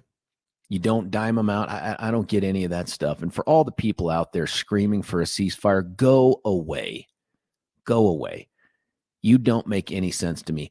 How can Israel possibly exist with Hamas still in existence, especially in Gaza? Answer me that. Give me the end goal here. There's a ceasefire, and then what? Yep, we take care of the people, the Palestinians who are not to blame for this. I get it. But then what? Wait another 5 or 10 years for Hamas to reconstitute, dig new tunnels, launch another attack?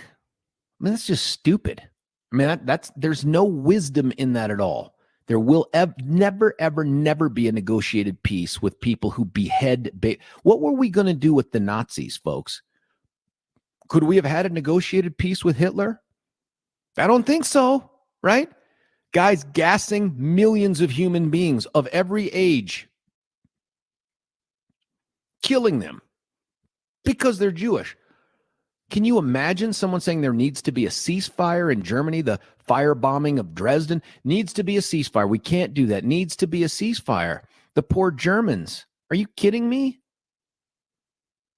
No, thank you. Sorry, I could stand on that soapbox forever. Listen, I wanted to get back to this. The results of this straw poll were striking. They were striking for a couple reasons. One, and I've known a lot of these people for years. You know, I've known Peter for years.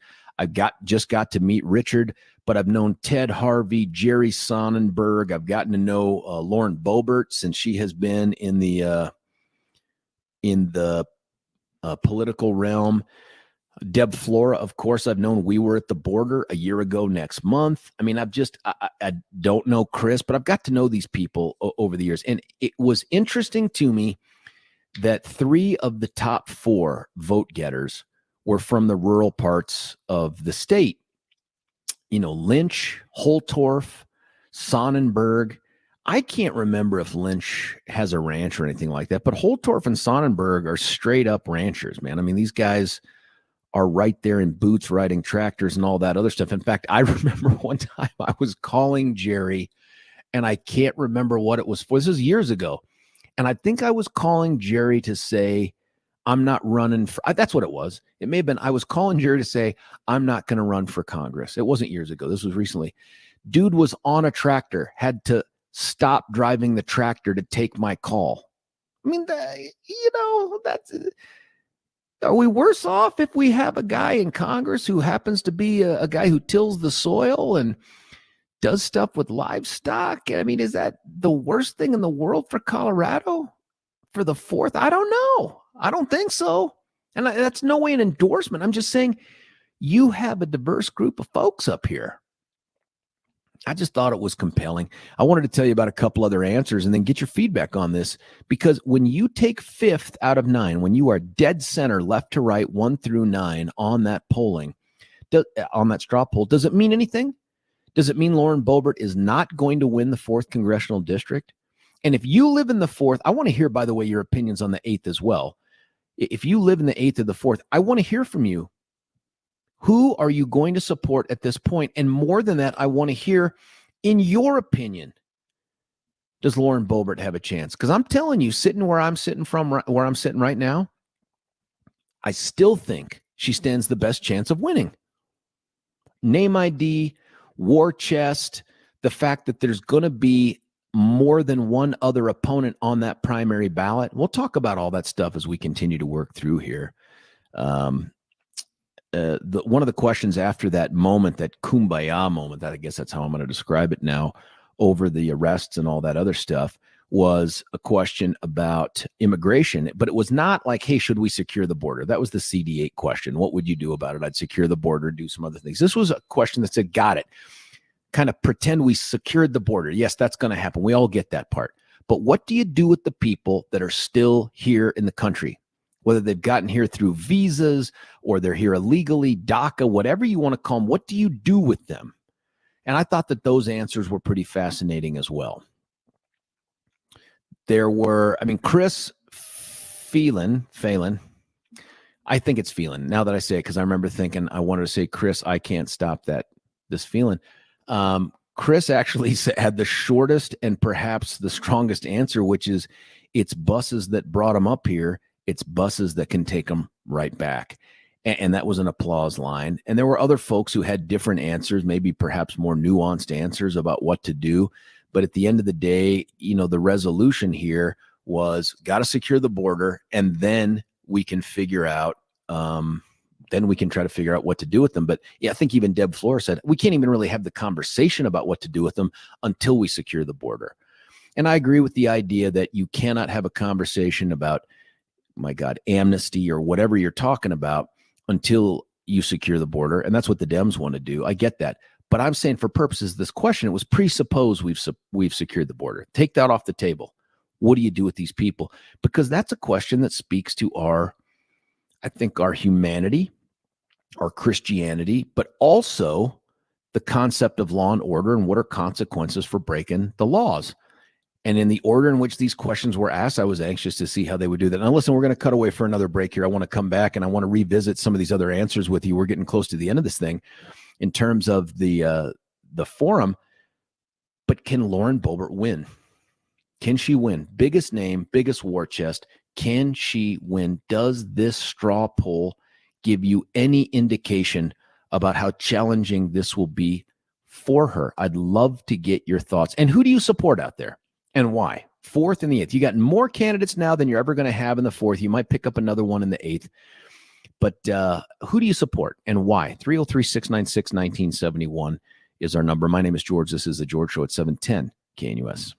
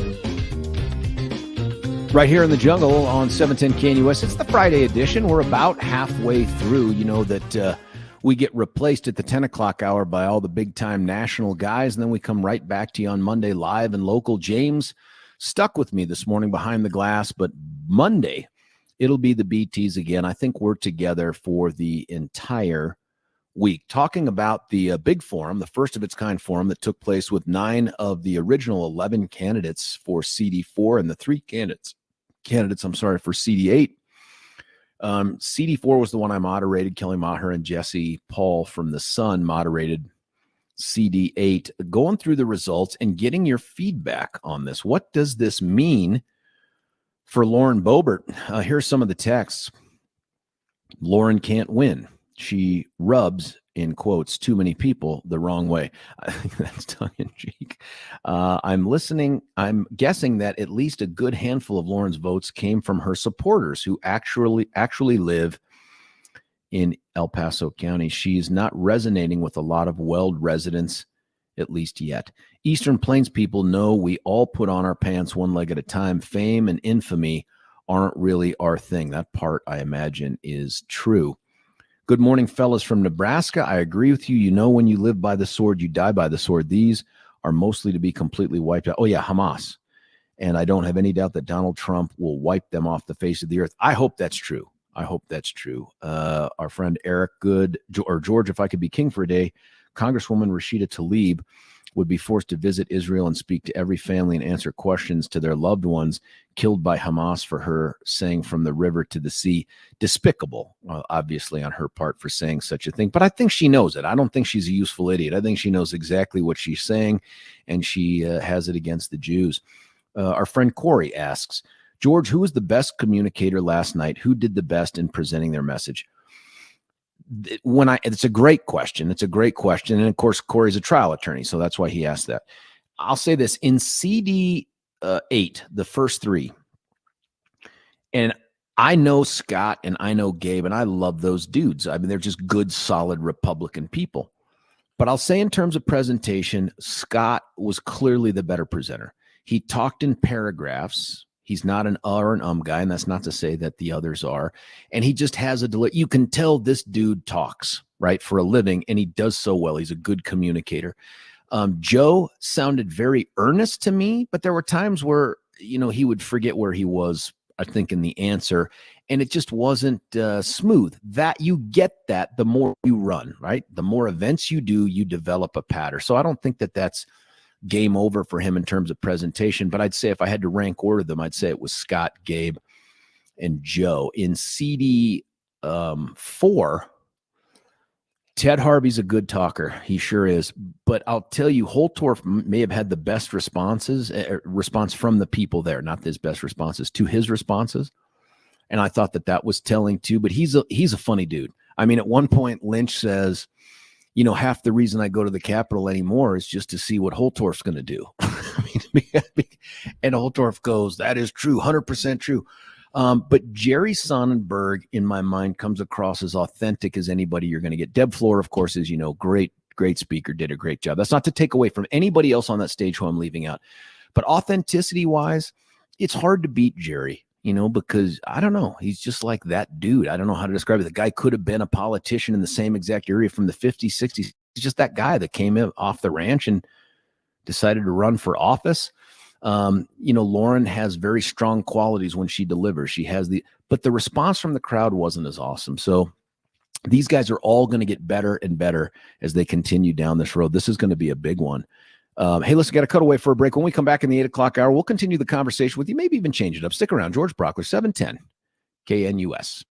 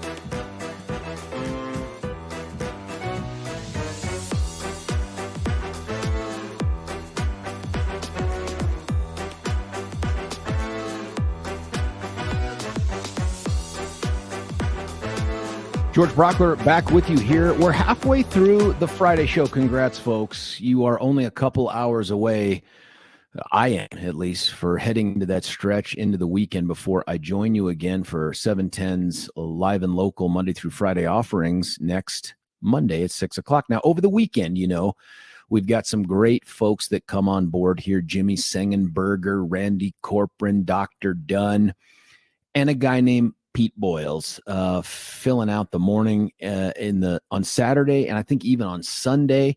Great local programming. We got to keep that stuff going. So tune in and listen to those gentlemen. Now, a couple things I wanted to talk about here. I did ask for your feedback and your impressions on the outcome of the straw poll there. I just thought it was telling. This was from the big to-do last night up at Fort Lupton, hosted by the Women of Weld and the Lincoln Club of Colorado. I want to tell you my impression or assessment of this straw poll vote. It's not, I don't want to say it's not relevant. It's not as impactful as you think it might be. And here's why. If you consider that there were 12 candidates that were on the stage at one point or another, 12 candidates, there were 30 members of the press. It was widely attended. It was broadcast. I saw Marshall Zeliger there. I saw the Shaw Turner from Fox 31, a bunch of big names. I think the Post, the Gazette, they're all represented there. So 30 members of that. And if you consider that each of the 12 candidates brought at least one supporter, many of them more than that, to this thing. And by the way, I left out the four moderators, Jesse and Kelly and me and Ernest. You don't have a lot of votes that aren't already committed in one race or the other. Does that make sense? Like, you had some people who were just good Republicans. And you know who I saw up there that I was so pleased to see her was Bev McAdams, who was there. She and her husband, Tom, have been, so great. I didn't realize this until I talked to her. Married for 56 years, like in a row. Are you kidding me? That's just magical. That's a huge blessing. But I got to see Bev up there. She was our timekeeper, did a great job for the Lincoln Club of Colorado. But most of the people there were already spoken for. You know what I mean? Like, they already had their favorite. They were already there for someone. So Lauren had a pretty huge contingent there, a pretty big contingent of people that were there, and still ended up fifth. But here's the other thing. That particular event with the attendees that are there, it's a small group that is not what I would call a microcosm of the party. This is kind of like the hardest core of the hardcore grassroots that go to things like this. If they're not already invested in a campaign, which makes them different than other people, they're definitely invested in either the Women of Weld, the Republican Party itself, or something like that. So the outcome of this straw poll has some value because you get earned media from it and you get bragging rights. Like, if you're Jerry Sonnenberg, you get to go to the next event and say, hey, I was so honored to have received the most votes at the straw poll out at the Women of Weld event in Fort Lupton. That's pretty cool. And if you're others down that list, you're gauging, if you're Mike Lynch, you're like, I was only a couple of votes away from being the guy that won this thing after the worst week in politics you can imagine having. So maybe I keep playing on. Richard Holtorf has some traction there as well. Deb Flora can be very proud of that. But when you look at who attended and the votes that were already committed, who are you playing for? It's not an uncommitted audience. And while it matters for purposes of discussion, and I do think, if you're Lauren Boebert's campaign, you look at this and say, this isn't a good narrative for us. This isn't a good optic. For us to finish fifth out of 9, despite our name ID and our war chest, that tells us something.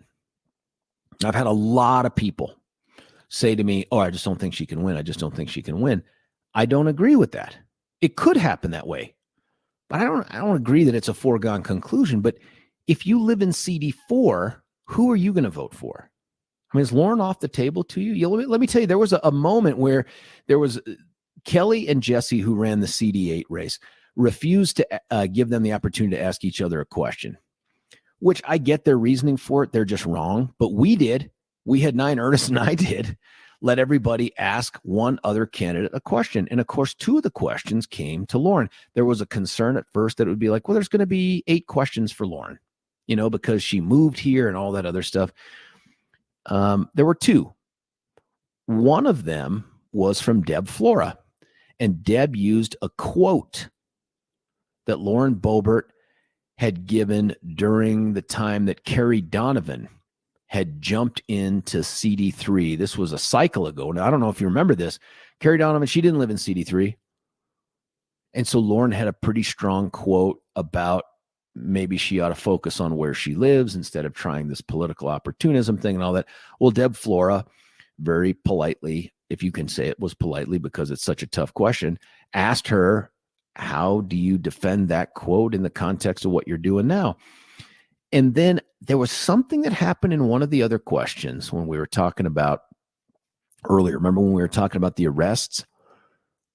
And Lauren said something about Mike Lynch like, hey, I hope you get your gun rights back. I did not take it as aggressive. And maybe she meant it though. I did not take that as aggressive. But I could tell Lynch did. I could see it on his face. So when he had the opportunity to ask a question, he says, hey, you talked about my gun rights, so I guess I do have a question for you. What's your definition of a carpetbagger? I mean, whoa, that was just a gut punch right there. And Lauren had an answer. I mean, she's going to confront this everywhere she goes, right? She's going to confront this everywhere she goes. And that's why people tell me, I don't think Lauren can win. I don't think Lauren can win. People aren't going to vote for carpetbaggers. But maybe, I mean, I'm not saying it's a lock that she wins, but I know it's not a lock that she loses. And I want you to hear me out on this. The path to the ballot can take a couple different directions here. One is petition on. An unlimited number of people can petition onto the ballot. The assembly. The assembly requires you to go and obtain at least 30% of the vote of the voting members that are there to make it onto the ballot. If you get less than 30, you're out unless you've already petitioned. Then your threshold is 10%. Then you only need 10% to be on the ballot. Well, you can do the math. Not everybody is going to go through the assembly because they can do the math and see that there's no more than 3 people that can escape the assembly on a straight up 30% analysis. Only 3 can. That's a huge risk, man. We saw people that we know bank on those numbers at the state assembly for the U.S. Senate. One of them was Deb Flora, and she came within whisker of getting on the ballot, but she never made it because she didn't do the petition thing. We saw Gino Campana, another great dude, great Republican, same thing. He went straight assembly, didn't back it up with the petition, and he got close, but just not close enough. The campaign's over. Bye now. Thank you. So I don't think those folks are going to I don't know that too many people are going to make that mistake anymore, unless you only have 2 people in your race. It's a risk to just show up at the assembly. Hard to keep somebody in a 2-person race below 30%. Almost impossible to keep them below 10%. And that's why I tell you, if you had a bunch of candidates do the hybrid, which is to petition and then go to the assembly, you can do the math. 10 people mathematically, but most likely less than that, 10 people could mathematically escape the assembly and make it onto the ballot because of that 10% thing. And that's exclusive of anybody who just petitioned on. So every person on that stage, every person that's going to be on that primary ballot helps Lauren Boebert. Now, if you think it's universal that Republicans everywhere, like, well, carpetbagger, and I don't like the controversy. No, that's not how it works. Name ID is the name of the game for a whole bunch of votes out there. And it's not the people that are showing up to these forums. It's the people who get ballots in the mail. You combine that with a huge war chest that's going to allow her to crush people with digital media and the geo-fenced messages and the mailers and the maybe even a door-knocking campaign. I mean, she has the funds to do stuff like that. Well, you can do the math, folks. If she's running against 2, 3, 4 other people, you don't have to get 50% of the vote. You just have to get a plurality, which means the most out of that group. So she could end up getting elected to represent CD4 with 25% of the vote, 30% of the vote. That's real. That could happen. Now, that's the reason, by the way, that Kent Thiry, who was on the show, was it this week?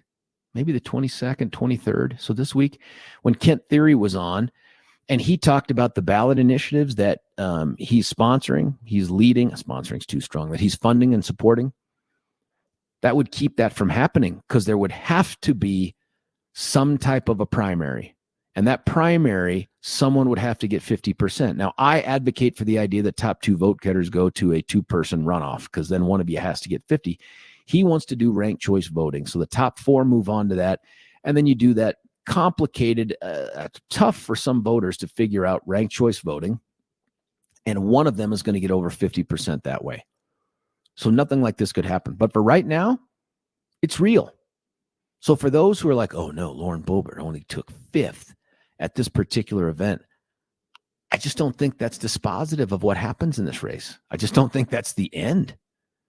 In fact, if you're Lauren Boebert, you probably say, yeah, I wish we'd have done better. It would have been super cool to end up number 1 or number 2. But we ain't 9. If there's a lot of disdain for Lauren, it didn't show up in that vote. We're not number 9. And you know what? This is one event in a many months long process. And one thing she's got is a platform.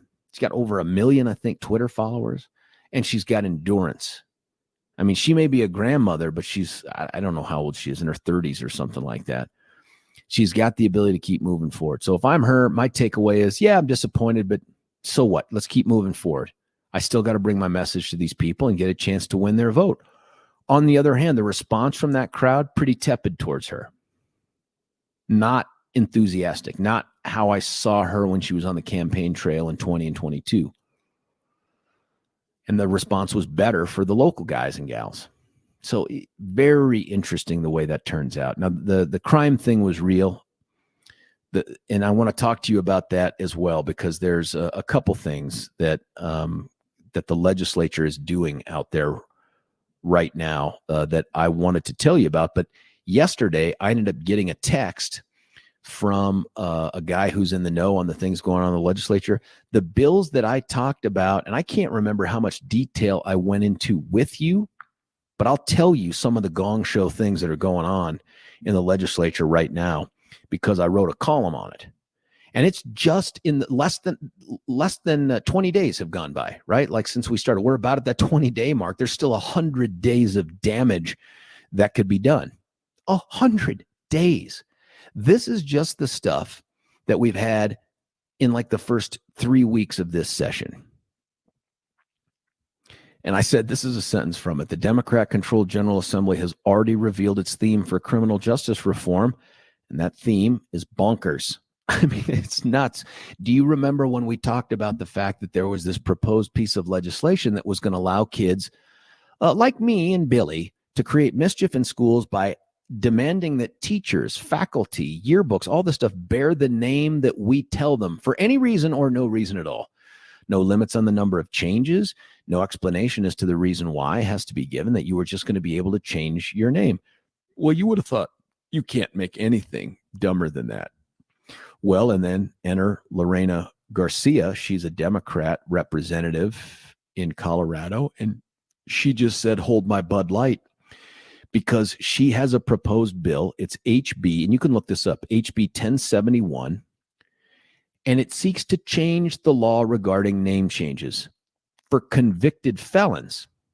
Now, right now, it is incredibly difficult, near impossible, to change your name if you're a convicted felon. You have to go to court and you have to show good cause for it. And you can imagine the reason for this is we don't want people to run away from their past nefarious conduct, especially if it resulted in a conviction by virtue of a jury or you admitting it. It's very hard for convicted felons to change their name. Enter Lorena Garcia.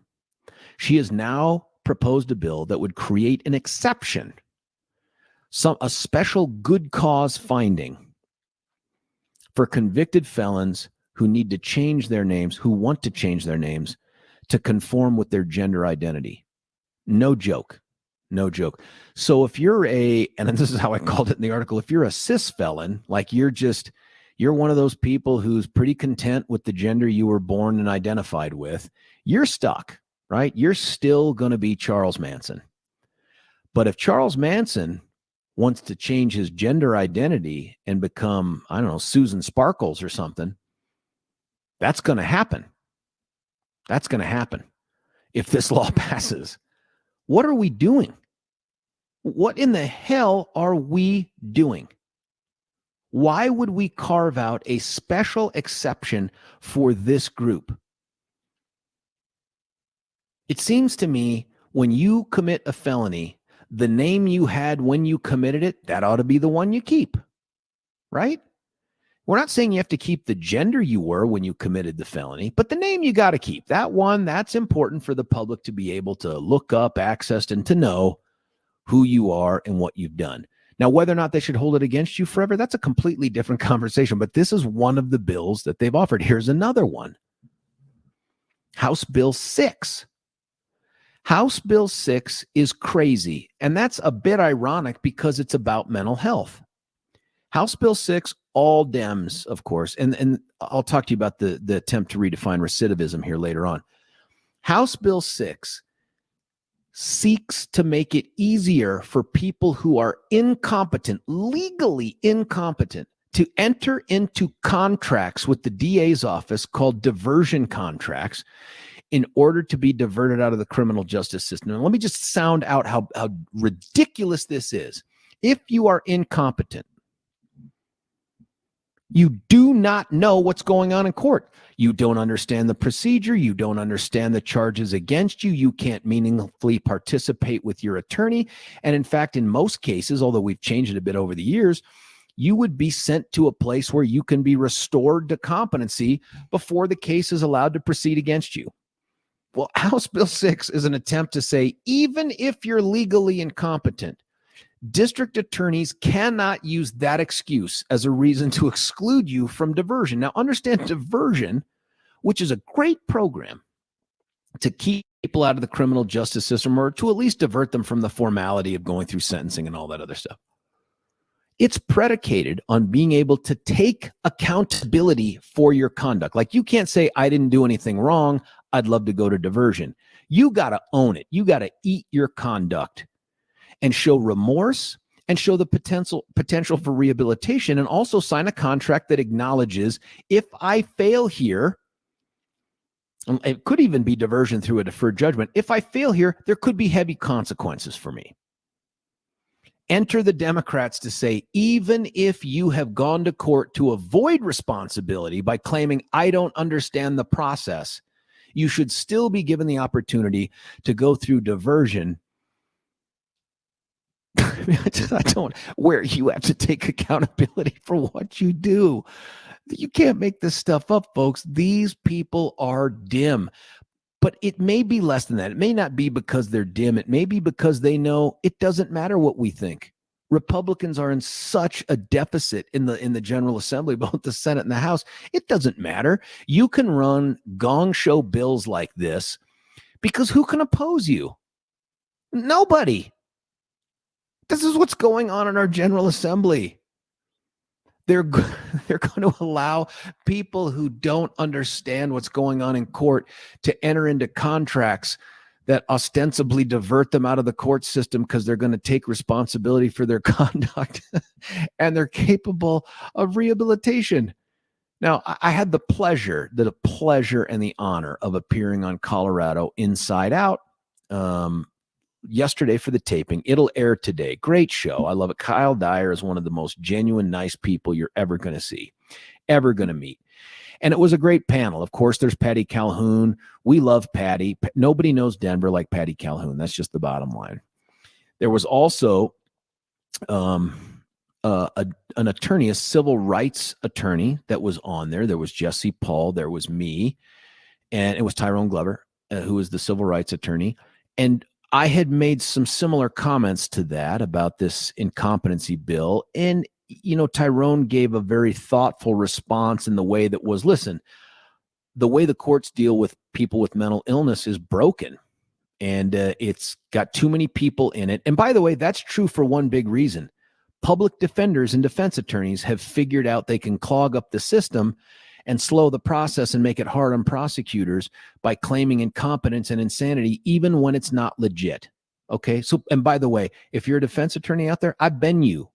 So what I'm saying here is not meant to be a personal attack, but defense attorneys don't care about the truth. That's not their game. That's not their job. That's not their charge. In fact, if they go into court looking for the truth, they're probably ineffective for their client. So they use this as a tool. So the system is certainly clogged up. Now, I'm also going to admit to you that I think that a lot of the mental health issues that we're seeing in court are exacerbated by the drugs and the availability of drugs that are out there, specifically psychosis causing, marijuana. I mean, that's what I think is going on.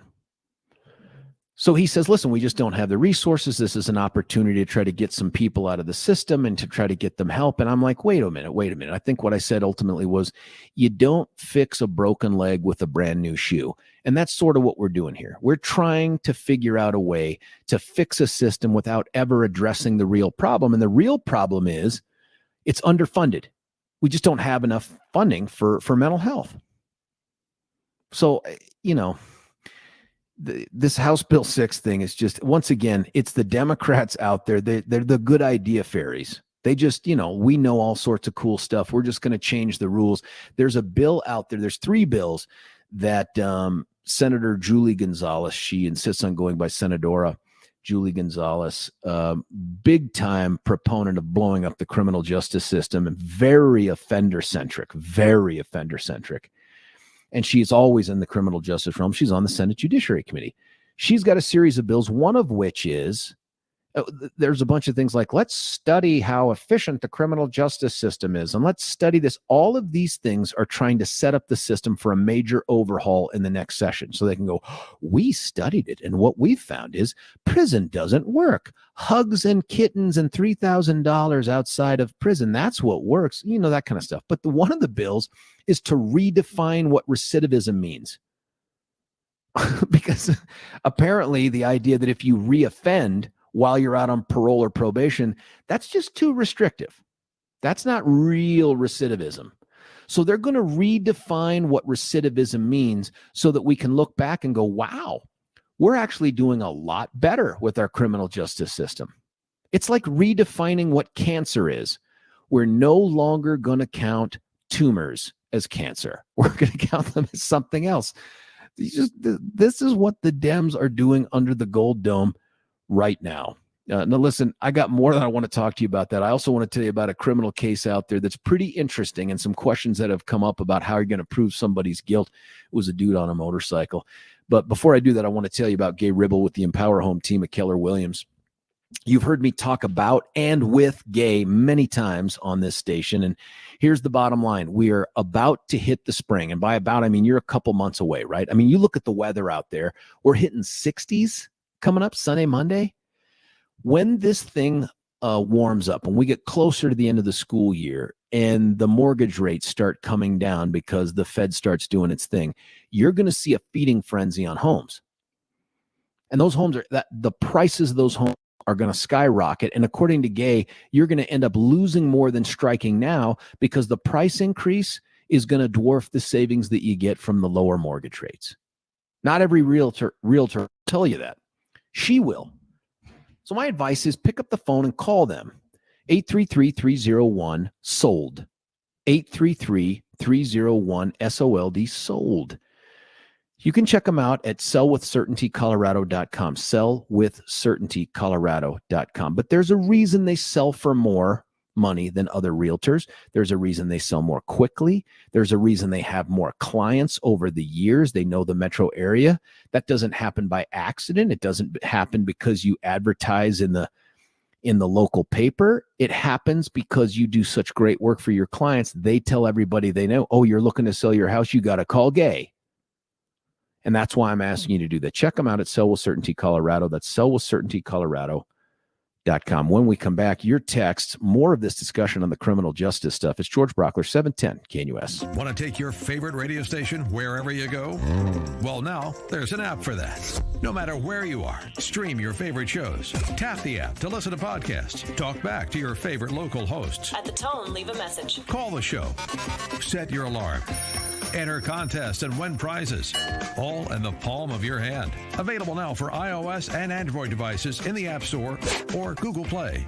And best of all, it's free. Download today.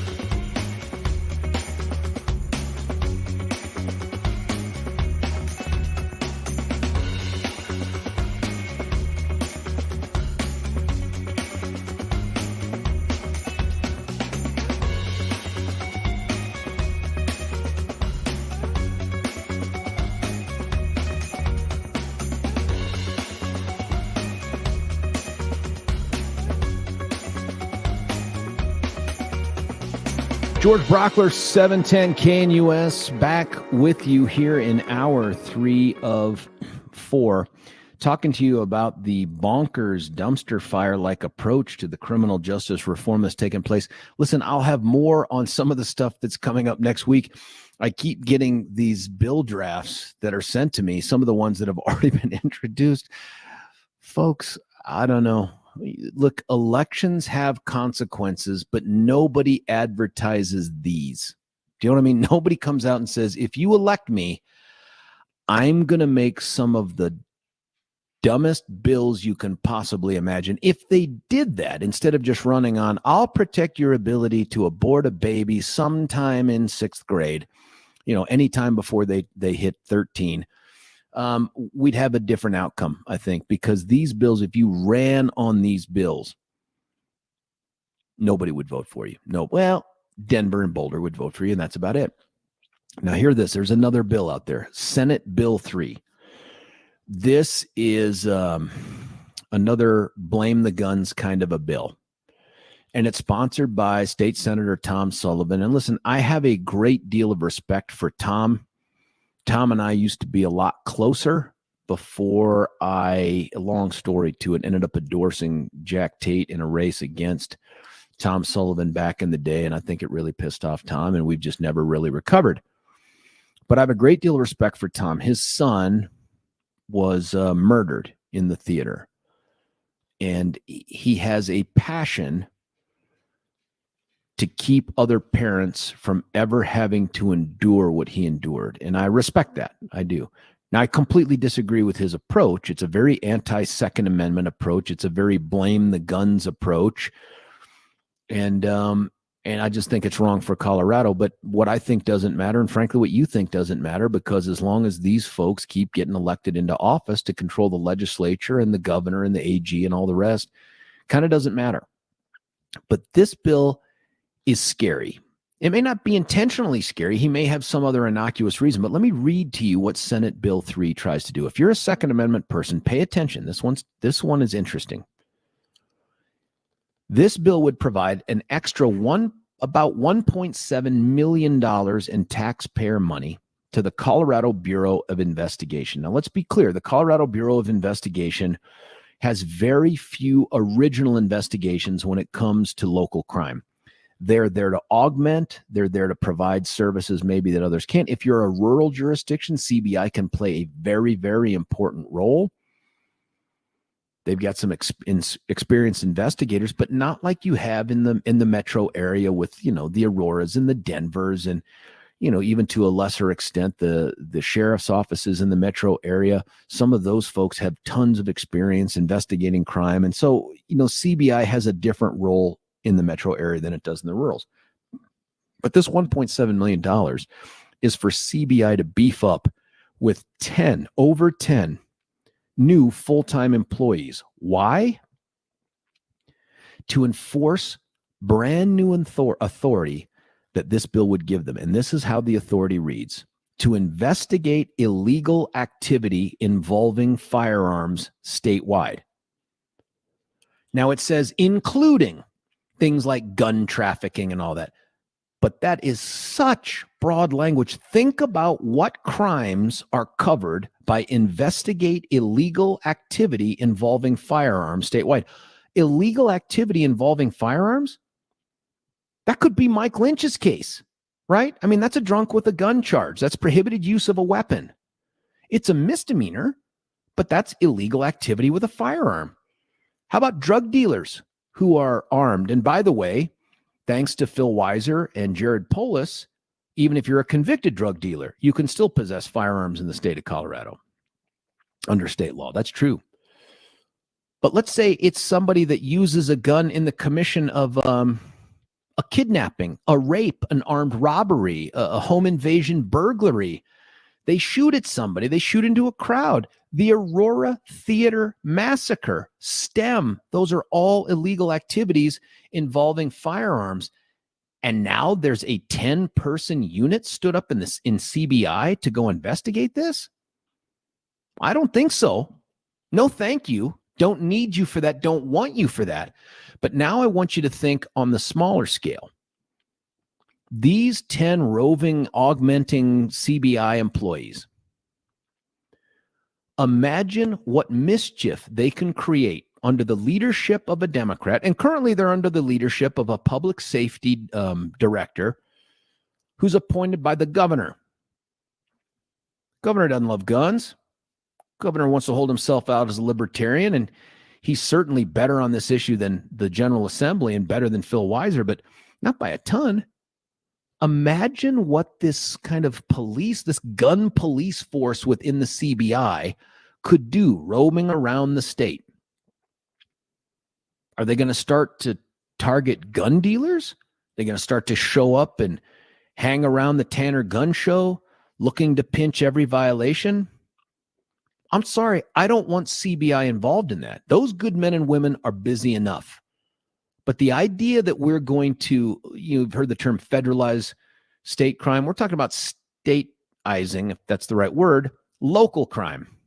If something bad happens at the Tanner Gun Show, that's a local crime. That's not a statewide crime. It could be, in some cases, a federal crime because of the FFLs and all that other stuff. But there's no role for the state to play in there unless invited in by the locals. So here you have this broad language to investigate illegal activity involving firearms. Horrifying. Horrifying if you're someone that thinks that the government is out there looking for ways to limit your ability to exercise your Second Amendment. And I think in Colorado, you can look at the legislature and say, I think those are those people. They don't like me having guns. They blame the guns for the problem. So that bill, unless that language is dramatically amended to limit it to things like gun trafficking and all that other stuff, who knows where these guys show up, folks? Who knows where they show up?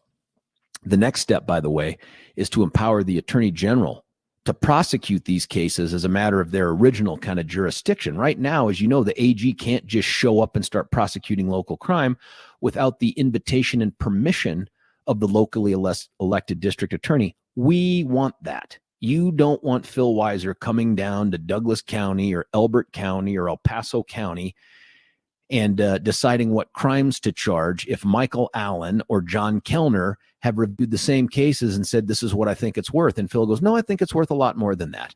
Or you say there's no crime here. And Phil says, oh, no, I think there's a crime here. His opinion on crime is irrelevant, wholly irrelevant, and inexperienced and uninformed. But that's what this bill is on the road to doing. Super scary stuff that's going on. And then, of course, you may have heard this one. There's a Senate Bill 12, which is another Democrat measure to give $3,000 to people who are paroled or get out of jail. $3,000. You got to be a convicted felon. You can't have been in jail for a year or something like that on a misdemeanor. You got to be in jail for some period of time on a felony or prison on a felony. And when you get out, they give you $3,000. Now, part of the bill says we're going to do some RFP or stand up a group that's going to monitor this, and it's going to be paid out over time. It's not just $3,000 like a wad of cash. But at the same time, there ain't going to be, short of an EBT card, some sort of a food stamps card, there's no way to limit or monitor how they spend this money. Come on.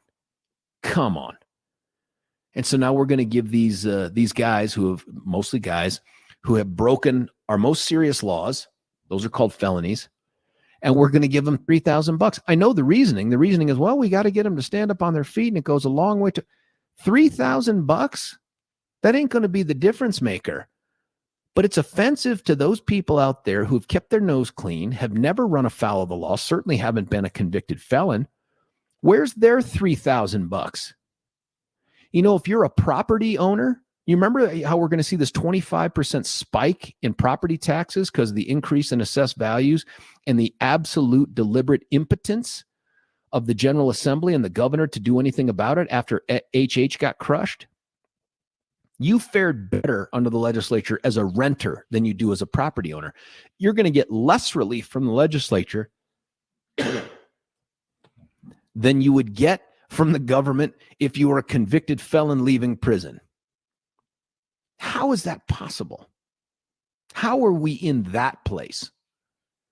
I'm telling you, folks, it's just elections have consequences. By the way, who else in the media is telling you these things? Nobody. They're too busy trying to pile on Mike Lynch or even pile on me for seemingly not nailing Lynch to a fence and setting him on fire for what he did. There are more tweets from 9 News about Mike Lynch and even me as even the moderator yesterday than there are about any of these garbage bills. They may have tweeted more about the $3,000 to felons thing, always in a very positive light. But where are these other ones? It's because they don't care. Because this is how they think too. They just don't care. 303-696-1971. Little bit of a criminal justice rant there. You're going to have to forgive me for that. But dang, man, you would think that in an election year, the Dems would be a little softer on their insanity when it comes to criminal justice reform. No chance. Because they have such a dominant position, not a single thing can happen between now and November that's going to change who controls both houses of the legislature. Not a single thing. And they know it. There are no statewide candidates on the ballot. Nothing. This is it, folks. And this is in the first 3 weeks. First 3 weeks. Can you imagine what's coming for us? Listen, let's cut away for a break. Before I do it, I want to tell you about Brent and Joyce Tolliver. They're that mom. I should have said Joyce first. Joyce and Brent, that would have been mom and son team that have put together this business that has just kind of taken over the metro area in this very niche but super cool area of roll them out shelves. Now, if you're buying a new home, they offer you the opportunity for roll out shelves, but the expense, if you look at the cost when you do the cabinet installation, it's crazy. It's crazy how much they charge you for those things. Well, you don't have to do that when you get your new house. Instead, get your new house, do the cabinets in the basic way, and then call up Brent and Joyce. And do this too if you don't have a brand new house. You want roll them out shelves? Call the roll them out shelves people. RollTheMOutShelves.com. EM is how they do it. EM shelves. Outshelves.com. Here's the number 2 for your free in-home estimate. And they'll come out and do it, by the way, Brent and Joyce. They did mine. 303-475-9601. 303-475-9601. When you go to a friend's house and they have them, you're like, oh, that's super cool. I've never seen anybody go into cabinets in the house, pull out a shelf and be like, well, this is unfortunate. It's always like, dude, this is so cool. I don't have to reach way in the back. I can see everything that's actually in the cabinet. So it doesn't matter. Kitchen, bathroom, laundry room, garage, finished basement, it doesn't matter. The answer is always going to be roll them out shelves. Call them for the free in-home estimate today. And I'm telling you, the cost savings is redunculous. Give them a call. When we come back, your text, and call us too. I'd love to hear from you on the criminal justice stuff. 303-696-1971. It's George Brauchler, 710 KNUS.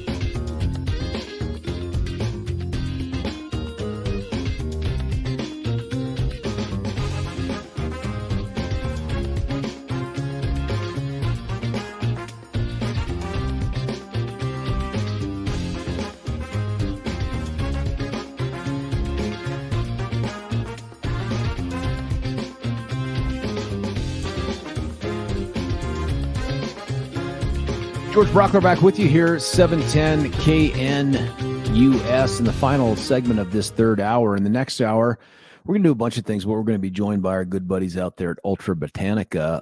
I want to tell you, Rachel, that I apologize for not getting to the call there. I missed it when James put it up on our little thing here. I know you wanted to talk about the Women of Weld, and I'm going to prioritize that.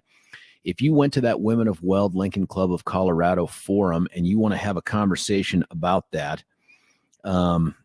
give us a call at 303-696-1971. I'd love to, or if you watched it online, I don't care. Or if you've watched it since, I just want to hear your feedback on it. It was a big deal. It was kind of a big kickoff thing for this very intense race for CD8 and CD4. So Rachel, forgive me, call back in. If it's not by the end of this hour, wait until we get done with the Ultra Botanica folks and we can come back and do it then. Listen, there's a lot of text in here. Yikes. And I'm going to read them in no particular order. They cut seniors in Colorado's benefits off. That's true. A friend of mine, George, that works for the Department of Human Services, told me that they stopped or cut off all of their Meals on Wheels and assisted help with the food stamps program and heat and energy to give to the illegals. Good Lord. Here's another one. It's a series of them. You said you were going back to our debate enough because this bothers me. I ask, I'm dumbstruck that you now have to be arrested in order to get applause with Republicans. Your reaction. And that the horrid behavior Lynch garnered him second place. What happened to your party? Another text. Buddy of mine works for DOC. He said the legislature wants Colorado to reduce the prison population. How, I asked? He said, we will just release them on the streets. DOC closed a small minimum security jail, and DOC also wants $1.3 billion, and the legislature doesn't want to give them money. Also, we're hiring 18-year-olds for prison guards. The Colorado GOP will still find a way to lose. Well, that's depressing. That breaks my heart right there. Here's something that's not depressing, and the fact that if you're a person suffering with low testosterone, and I should correct that, if you're a man suffering with low testosterone, and you've heard these ads before, they talk about it in terms of the ED, the erectile dysfunction and all that other stuff. Yeah, that's a big part of it too, but there's more to it than that. When you have low testosterone, you don't sleep as well. You don't have that same spring in your step. You're not as excited about working out, and when you do, you don't get the same results. And this isn't anyone's fault. It's just what nature does. It's just what your body goes through. And so you can either just live with it and move on to that special sunset portion of your life, or you can take control of things and call our friends at Rocky Mountain Men's Clinic at 720-440-7900, 720-440-7900, or visit them at RockyMountainMen'sClinic.com, RockyMountainMen'sClinic.com. $99 is the medical consult, but here's the deal. If you do the medical consult and you decide, you know what, I want to give this a shot, man. I want to change my life for the better. I want to get back to feeling like me again. They just roll it into the cost of the treatment and you end up having a free consult. So many dudes have done this. They just don't advertise like, hey, I've done this. But I'm telling you, you ask around with your friends. You're going to find, oh, yeah, Ed did. Our neighbor did. I did. That's what I've found. Check them out at RockyMountainMen'sClinic.com. Here's another text.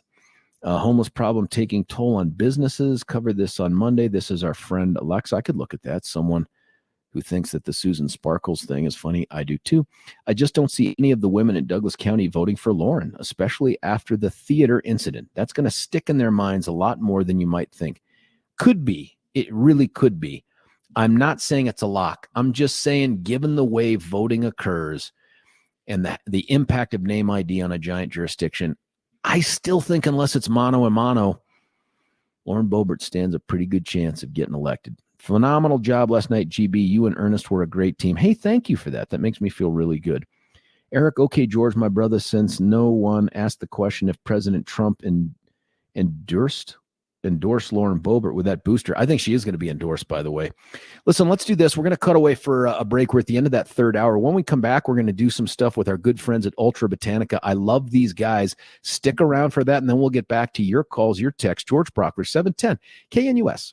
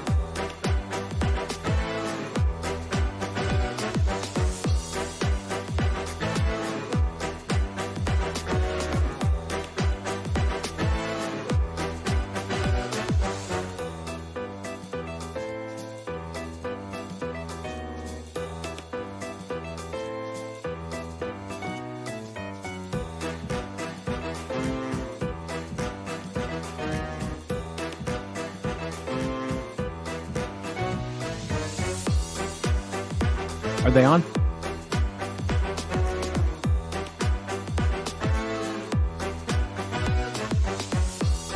George Brauchler back with you here. Final hour of the show. Final day of the week. Final week, full week of January 2024. Very, very difficult to concentrate. Very difficult to believe.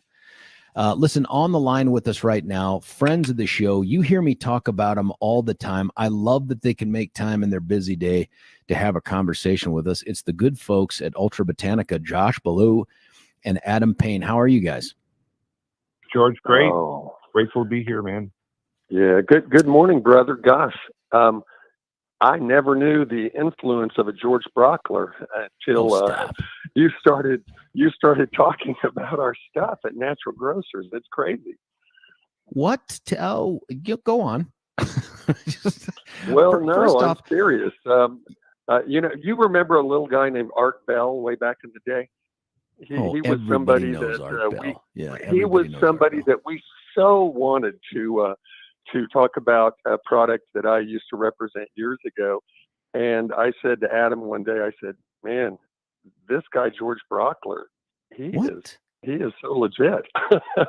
Oh, you're flattering me, and I want to hear this for the rest of the segment we're together. I'm kidding. I have told people that, our initial meeting, we kind of didn't do anything together until after you had said, hey, we'd love it if you and Billy could try the product, and not just for the normal 3-day free trial period, but try the product out long-term. And I've kind of been living off of that throughout the period of time I've been talking, because I can give my own sort of life experience with this thing. And since then, I just presume that you're having trouble keeping these things stocked, because there was a time when Billy would tell me, man, these things we're starting to get calls from people who are like, I keep going to my Natural Grocers, but they're out of the 3-day free sample. Are you experiencing that elsewhere? Yeah, we are doing our best to get product on the shelves with all of the stores in the greater Denver area. It's just flying off the shelf, and I think we have a solution. So in the next couple of weeks, I think nobody's going to have a problem to get product when they come into the store. That's our promise, George. One of the cool things, and I've said this during the discussions with listeners, is you don't just need the 3-day thing. You have the opportunity to get another 3 days, not for yourself, but so that you can get that loved one in your family or your neighbor or someone else, and you can see what their experience is as well. I think that's a pretty cool thing. But what I wanted to talk to you about were the studies and the stuff that you guys have discovered about your own product, because the thing that blew me away was that half the people that try this experience some kind of relief within 48 hours, but half of that group within 2. What? I mean, that's actually crazy. More. It's 35% of people that try our product experience a transformational benefit within 2 hours. And the 48 hours, it's actually 24 hours, George. 55% of people are experiencing a transformational benefit within 24 hours. So I've been misleading listeners. It's not just your ordinary curcumin. We have a transformational technology called liquid protein scaffolding that uses protein to carry these bioactive compounds like curcumin into the blood and into the brain. We actually have studies that show our product freely transports across it through the blood-brain barrier. So for people that are experiencing any kind of cognitive issues, curcumin can have a transformational activity on their issues too. Well, yeah, and I have to say, George, we cut our teeth on individuals dealing with mobility issues, dealing with daily chronic pain, and so when Adam mentions a transformational result, that's actually what he's talking about, is individuals that are struggling with mobility issues, struggling getting up in the morning, getting up and down out of the car, playing with the grandkids, all of that. Something else that I've been doing, I didn't tell you guys this, you haven't asked me to do this, but I've said, listen, this is a special patented formula that includes curcumin. I said, but if you want to understand sort of what the baseline potential for curcumin is, and I didn't, I'd heard the word before. Obviously, I thought I understood what it was, but until we started talking, so I've told people, you know what, first thing, go out there and look at getultranow.com, but then don't just rely on that. Go out there and look at curcumin itself and just sort of see what the potential benefits are. And then imagine what Get Ultra Now, what the good folks at Ultra Botanica can do to kind of, and I hate to use this term, man, but to put curcumin on steroids in a way. You know what I mean? Like to amplify its many positive benefits. If I'm misstating that, please correct me. No, that's literally the best analogy one could use, George. We have just seen that over and over. It exponential levels of curcumin in the bloodstream at a cellular level that are making a massive difference in people's lives. That's what that's what we're seeing. It's been crazy, and especially in animals. You see it with a dog that can't get around. Yeah, there's no placebo effect in a dog or a cat. And Josh has these stories about his older cats when they were around a couple of years ago that just blew me away. But I get teary-eyed every time I hear about a couple that have an older dog that say they're thinking, well, it's time to take them to that last trip to the vet, and then they use UltraCur for pets or just use our original formula, and all of a sudden that dog that can't get around, that's just moping, sitting in the corner, is up, around, moving, and is a happy part of the family once again. This is what blows me away every single time. Yeah, we have eight years worth of those stories. It's crazy. Well, I was going to ask you about the stories in particular, but I think I failed you then. Is there the pet version of this as well? There is, yes. They'll go to getultranow.com. They can actually find the UltraCur for pets. And it's just a little scoop, and you dose it by weight, and you just sprinkle it on their food.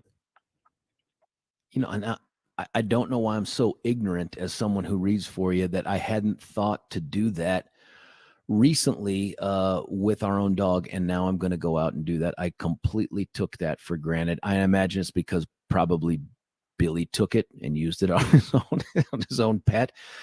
When you talk about these 8 years of studies and stories and all this other stuff, just give us an example of some of the ones where you're like, didn't see that coming or didn't expect that, or that is a much better outcome than we thought. Well, one of the early studies that we did was with people that had blood sugar issues. And we knew that curcumin could help balance blood sugar in people that were dealing with, metabolic issues, and, including, the good old diabetes. But we were starting to see people were coming to us, and we were asking them, why are you buying UltraCur? And they said, well, it's because my blood glucose is getting back into a normal range. And it was those stories, plus everything else that we've done in terms of our studies, that have shown us that curcumin, if you can get it into the body, has a transformative result on inflammation, on blood sugar, and on cognitive benefit. It's truly an amazing product. Yeah, George, you made such a keen observation. If you go to pubmed.gov, that's pubmed.gov, you'll find roughly 25,000 studies on curcumin. But where it falls short every time is, how do we get this polyphenolic compound that won't absorb into the bloodstream? And so Adam and his buddies out at Oklahoma Medical Research Foundation were the ones that truly solved that dilemma. And because they were able to do that, we actually can now say the promise of curcumin realized, as you say, on steroids. When people order this, and first off, I know you can go to the natural grocers. And the other thing that I keep emphasizing to people, because I think we discovered this within the first couple reads, people started calling in and saying, I can't find it. I can't find it. I can't find it in the store. And I'm like, wait, there's the missing component of, you got to go ask the vitamin manager. And that's an important thing, because while I'm not saying anything negative about the people that shop there, I think what we were experiencing was, if you were to just set this stuff out, somebody would show up and grab up all the 3-day samples because they love it so much. And what's better than free? So you have to ask the vitamin manager for the 3-day sample. That cured a whole bunch, because then people are like, oh, because I couldn't find it sitting out. And I'm like, you're not going to find it sitting out. I mean, people want this stuff. what's the turnaround time for folks that end up ordering this from getultranow.com or any of the other methods that you have of getting it to them? Well, everything ships priority mail from our facility here in Oklahoma City. So, from one end of the country to the other, maximum of 3 days. But honestly, most of the time it hits within about 48 hours after they put their order in, unless it's a weekend. And so today, coming up on a weekend, we let our shipping department take a breather on the weekends. So, it will get to them very, very rapidly. And wow. We're talking with within Josh a couple and of Adam. days, George. Sorry. It'll get there really That's quick. great. We're talking with Josh and Adam from Ultra Botanica. Have you guys been able, and I presume this is part of the new modern marketing thing as well as understanding your products, but do you have numbers on the demographics? I mean, who is ordering this? Who's your biggest consumer? Well, I feel like our biggest consumer, George, and that's because we specifically went out into Oklahoma City with health practitioners and said, trial this product on individuals that are dealing with daily chronic pain. But we're doing a podcast later today with a vegan bodybuilder that has placed all over the country for years and years. And he's using the product to help him recover very quickly from intense sports performance, kind of like you did when you were getting ready to do your marathon. So we're now beginning to see a demographic of people that are really into competing, into intense sports, want to work out. It's like, I don't want to feel sore for 2 days afterwards. It's astonishing in that application. Yeah, I'm sorry. I didn't George, want to step on. We really appreciate you. Yeah, George, we really appreciate you telling people about UltraCur. It makes a difference in my life. As the inventor, I use it every day. I have arthritis in my left hand. I play worship music for my church. If I forget to take UltraCur when I start playing, I can play for maybe 15 minutes. But if I take UltraCur right when I start, I can play all night with no pain in my hand. And it's transformational for everybody that uses it. So if anybody's dealing with pain or dysfunction in any of their joints, do yourself a favor and go get a free 3-day trial of our product and see for yourself whether UltraCur can make a difference in your life. Yeah, I think everybody's going to have a bit of a different response to it. And what I appreciate about it is you're not out there saying this is magic and somehow every woe in your life will be abated by taking this and it's instant. It's nothing like that. And that's why I think you have the 3-day free trial. But for me, it wasn't that, hey, I never experienced pain again when I ran. That's not how it worked for me. How it worked for me was, I still felt pain because God's trying to tell me, please don't run. You know what I mean? Like, I think he's trying to send me that message and I continue to do it anyway. But the pain is less and it goes away more quickly. And I can only attribute that to taking UltraCur, because when I wasn't taking UltraCur, it would be days, it would linger around. You'd get up that next morning, you'd be walking around stiff, your knees, your hips. You're like, why did I do this? With UltraCur, right after I ran, it was kind of rough. But then the next day, I don't know. It just felt different. It felt better. And I got to chalk that up to the anti-inflammatory aspects of it. There's that antioxidant part of it. It's just great stuff. Yeah, no, it's truly amazing. And we have other products too that are coming out that are they're going to be transformational just as much as curcumin is. Can you tease us with them? Can you tell us, like, give us even the zip code that they're in, or is it all super secret? Yeah. We can't talk about it? Oh my gosh. Yeah, one of them, we have 2 of them that are out and only available online through our web store. One of them is quercetin, and it's spelled quercetin. Most people know about it because of COVID, but we use our same LPS technology that allows curcumin to absorb to get quercetin to absorb. So people that are dealing with any kind of allergies or inflammation that's due to eosinophils, which is that's the cells that cause allergic inflammation. That's a great product. And then we have a berberine conjugate, which is using the same LPS technology. And berberine is one of God's best glucose balancers ever made and ever found. Yeah, hands down. And we unlocked stuff here. these You can hold on. ingredients, You can George, get and that that's right the fun now. part. Did you Yep. say you can get it Yep. right now? You can, yeah, by going to Fascinating. And I'm so sorry to cut you off, ultratoday.com. man. Yeah, getultranow.com. I'm so sorry to cut you off. You were in the middle of saying something great, and I just jumped on it with what? You can get it now? Sorry about that. No, Go to yeah, ultratoday.com and you can see ultra metabolic, which includes most of these technologies, or for anybody dealing with allergies or any kind of, worried about the flu season or anything like that. Ultra Defense uses our Ultra Quercetin and our Ultra Cure products. They're just amazing products that we don't do without here in our facility. I want to emphasize too that credibility comes from saying, hey, check us out and check out our claims. I appreciate that you make stuff like that available on the website, but I also appreciate that you just said, hey, go to PubMed. You know what I mean? Like, don't trust me on what I say about the potential for curcumin. Go check out PubMed. And then the trick is, how do you get this great potential to be better absorbed by the body? And that's where you guys come in to put these things on steroids. Exactly. and make it magic. I like that when people say, don't take my word for it, go over it. I think that builds a great deal of credibility. Thank you, George. Yeah, George, thanks. Yeah, that's what we're all about, is doing the right work. Josh and Adam from Ultra Botanica. I love what you guys do. I really do appreciate you making time out of your busy days to come out here and even tell us about the upcoming products. Hopefully we'll be able to discuss those in greater detail in the future.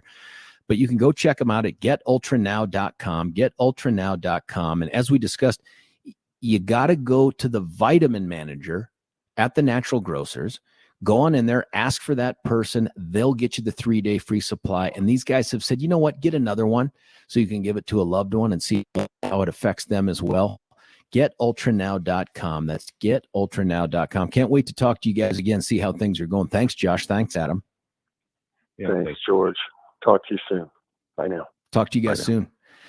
Hey, those are our friends at Ultra Botanica. Let's do this. Let's cut away for a break. Some folks texting in here, which I love to see, updating us on some potentially breaking news. I want to look into that as well.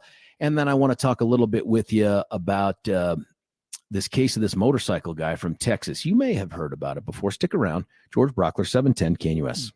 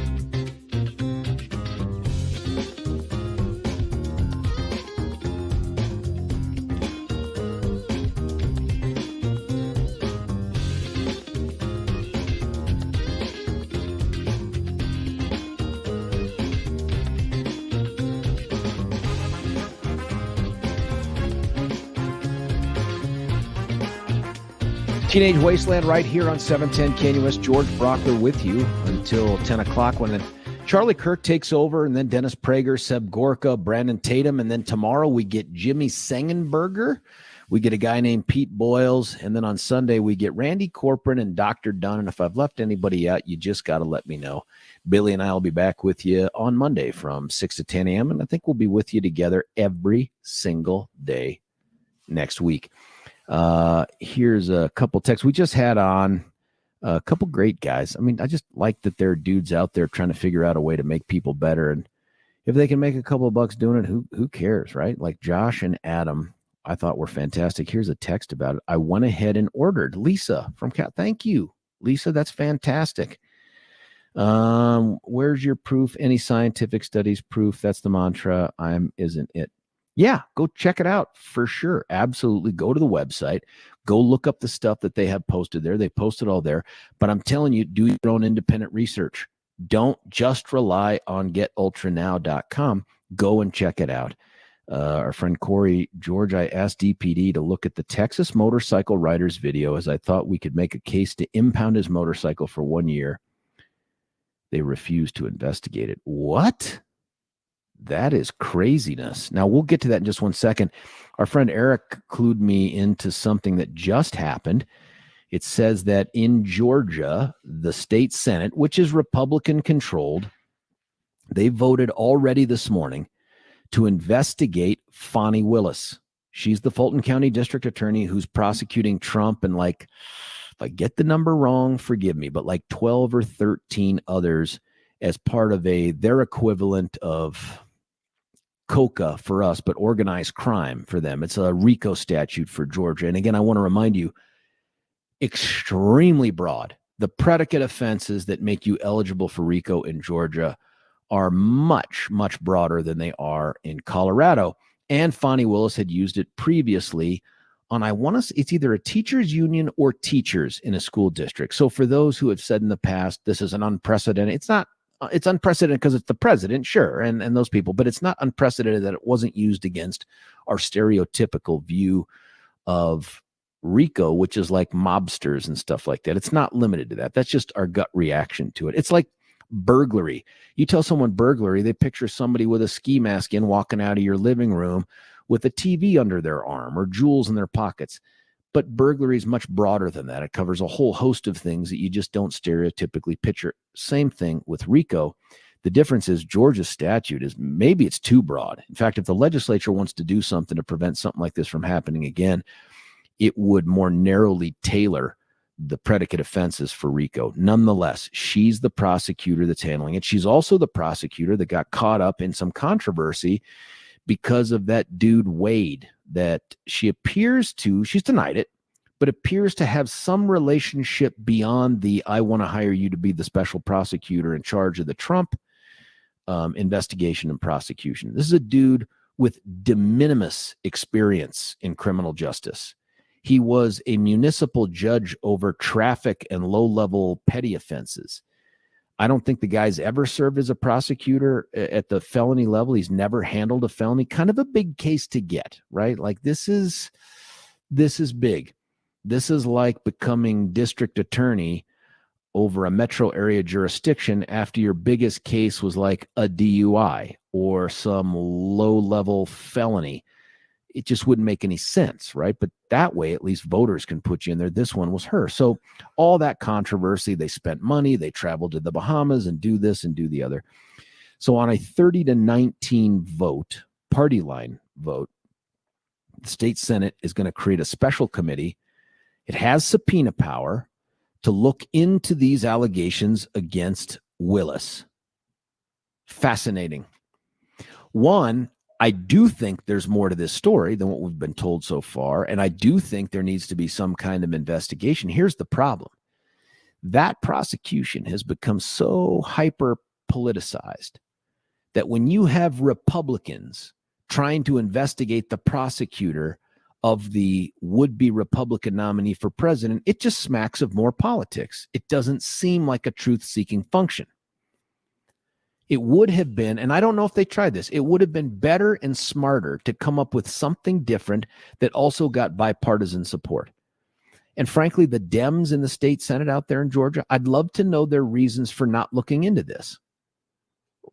Why wouldn't you want to know what's going on? Why wouldn't you want to know why the highest paid attorney that is in Fulton County for the DA's office is some dude who ain't never handled even a murder case before, or a burglary case, or a white collar crime, let alone the prosecution of the former president of the United States and a whole bunch of others. I don't know. But they voted against it, and now it just makes it look again like this is now the Senate, the Republican-controlled Senate, trying to interfere with this prosecution. And that's a bad look, too. And maybe they don't care in Georgia. Maybe they don't care in the legislature. They should, because it's how the rest of America views the criminal justice system, too. And that's my great worry, is that by the time we get through the Trump era, we will have destroyed the credibility of not just prosecutors, but of judges, of the criminal justice system. I don't know what's left after that. I don't know how you can do the rule of law thing once you've dismantled that. Here's what it says. On Friday, Senate Republicans said investigating Willis' alleged improper involvement with Special Prosecutor Nathan Wade is a proper role for Georgia lawmakers because Wade has been paid nearly $654,000 in legal fees to pursue the case since January of 2022. I'm deeply troubled by the poor judgment of our DA, Fani Willis. Senator Brandon Beach, Republican of Alpharetta, told his colleagues on the Senate floor, I believe this scheme was a fraud against the court and a fraud against the taxpayer. Senate Democrats said there are already processes in place for investigating these allegations. There's a court system itself and the Senate Ethics Committee. See, that's what I'm saying is if you could get on board with the Dems to have a bipartisan push to run this through the existing structures as opposed to doing something novel like this, then you take the political teeth out of it, and all of a sudden it seems like a pursuit of ethics, justice, facts, truth, those things, as opposed to some politically expedient move, big splash in the papers or online, and then we're just trying to delay and rail this prosecution until the president can get elected. And let's be clear about this. And by the way, I heard Charlie say this, Charlie Kirk, really smart guy, but I heard him say this in a different setting, not on the air, where he said, hey, look, if the president gets elected, if Trump gets elected again, and he thinks he will, then those federal prosecutions go away. I just think that's a horrible look, but I agree. And any state judge is going to see that, hey, man, President of the United States, big job, lot to do. And they're going to keep him out of jail or prison and make sure that, nothing interferes with his operations as president. And I have to tell you, I disagree. I couldn't disagree more. Federal government, including the president, cannot hijack a local prosecution, and thank God for that. But that's not how it's going to be, folks. If this dude gets convicted and gets sentenced to prison, he going to prison. He might have Secret Service there with him. He might be in a special kind of prison, but it's not. There's no judge that's just going to show up and be like, well, you know what? You're doing a lot of heavy lifting. How about in-home detention? How about probation? I don't see it. Not there, and certainly not New York, although that prosecution in New York is just dumb. It is just dumb. So this is where we're at, folks. Senate's created a new entity with extraordinary subpoena power and the ability to put people under oath for just this issue. It's kind of unprecedented, but that's what's going on in Georgia. And I want to thank our friend Eric for turning me on to that. Now, look, there's this other story. It's the one that Corey alluded to. And what's that? Oh, Frankie, Robert from Littleton. Hey, Robert, you're on 710. What do you think? I'm sorry, man. Hey, good morning, George. Not to worry at Hey, all. sir. I think that the action by the Georgia State Senate looks and probably is overtly political, in the same way that the prosecution that Willis has brought forward looks and probably is overtly political as well. My question is, where is the causal link between the two? I mean, let's just say, just for the sake of argument, that Fani Willis is just a Democrat hack that is going to prosecute Trump no matter what.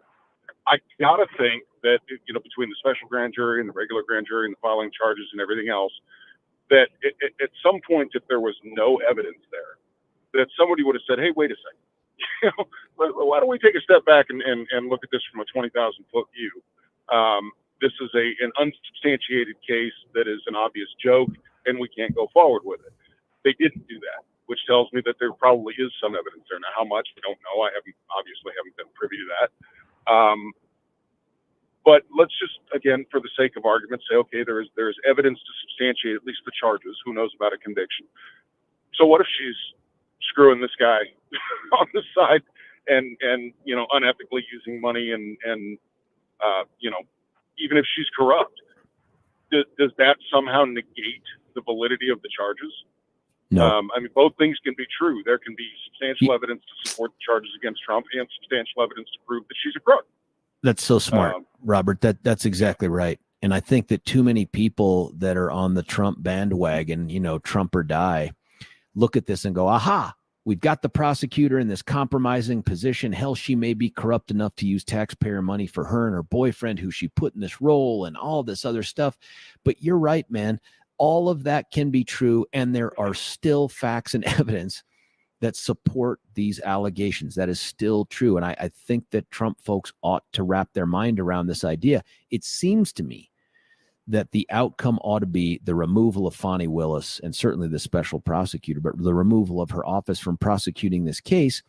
And if it's her and she's at this place right now, I don't know if you try to weather this storm or if just in the interest of looking like you're pursuing justice and the truth, you say, you know what, I'm going to ask for a special prosecutor myself. I'm going to ask the court to appoint someone to take this over. And I think that would be a wise move. I mean, I can't remember where I heard the term, but it's something to do with even the appearance of impropriety. Yep, that's it. Is enough to cast a pall over, a prosecution or a case or whatever it happens to be. And so in the interest of, if she believes she has a righteous case, whatever else may be going on with her, if she believes her case is a righteous one, I think she'd be real smart to say, hey, you know what? In the interest of impartiality, fairness, transparency, whatever, I am going to step aside from this. I am going to withdraw myself from the prosecution of this, and I'm going to ask the state's attorney general to appoint, a special prosecutor to continue this on, and then do exactly that. And you said people on the Trump bandwagon. Look, man, I'm a Trump guy. I voted for Trump in 2016. I voted for Trump in 2020. And if he's the nominee, I'll vote for him. I did the same thing, man. Did the same thing. But I'll vote for whoever the Republican nominee is because I think that a rock with an R spray painted on it is better than any Democrat candidate. But that's just me. But at the same time, I'm not stupid. I can see that there are more than, there's more than one paradigm to view this entire thing from. And for those of us that are willfully blind to all of the extraneous things that are going on and say, well, Trump is, as pure as the driven snow, that's just dumb. It really is. That's just dumb, I think you're right. Sick of hearing it. And Robert, I think too that the idea that one person's potential misconduct absolves another person of their potential misconduct is just logically disconnected, right? Like there is no way to get there from here. Absolutely. Well, but we hear that all the time. Well, Trump did this, so it's okay for Biden to do that. Or Biden did this, so it's okay for Mike Johnson to do that. You're right. The whataboutism is crazy. The whataboutism is crazy. We just compound it. It's absolutely a ludicrous thought. It's the old two wrongs don't make a right. I mean, I'm sure you heard that as a kid. And it applies here. Unfortunately, we are at a point in our society where we're so polarized that as long as we can point the finger towards somebody on the other side, whichever that side may be, depending on the the person who's doing it, as long as we can point the finger at somebody on the other side, we can justify anything on our side. I tried to always push for a little more grace. My heart, man. Robert, I tried to push for a little more grace as a kid. I tried to get 4 wrongs don't make a right. So I had a little more leeway there to do the bad things. Yeah, but see, 5 wrongs do make a right. I never got there. I never going back in the same direction. Robert, do you want to know though what's going on with the Fani Willis thing? I mean, is the whether this investigation is going through the wrong process or whatnot? Do you want to know? I do, and I guess I'm one of those guys that the older I get, the more I get to kind of a purist streak, if you will. I want to know the truth. whether that be about Fani Willis or about Trump or about Biden or about Governor Abbott or whatever. Pick an issue, pick a person, pick a figure. I want to know the truth. I want to know not only what actually happened, but in the old journalist credo, I want to know what happened, when it happened, where it happened, who was involved, and why, if you can possibly get to the why. I think that for so long, the truth has been obfuscated by people in power in our country to get to whatever their agenda may be, to the end goal.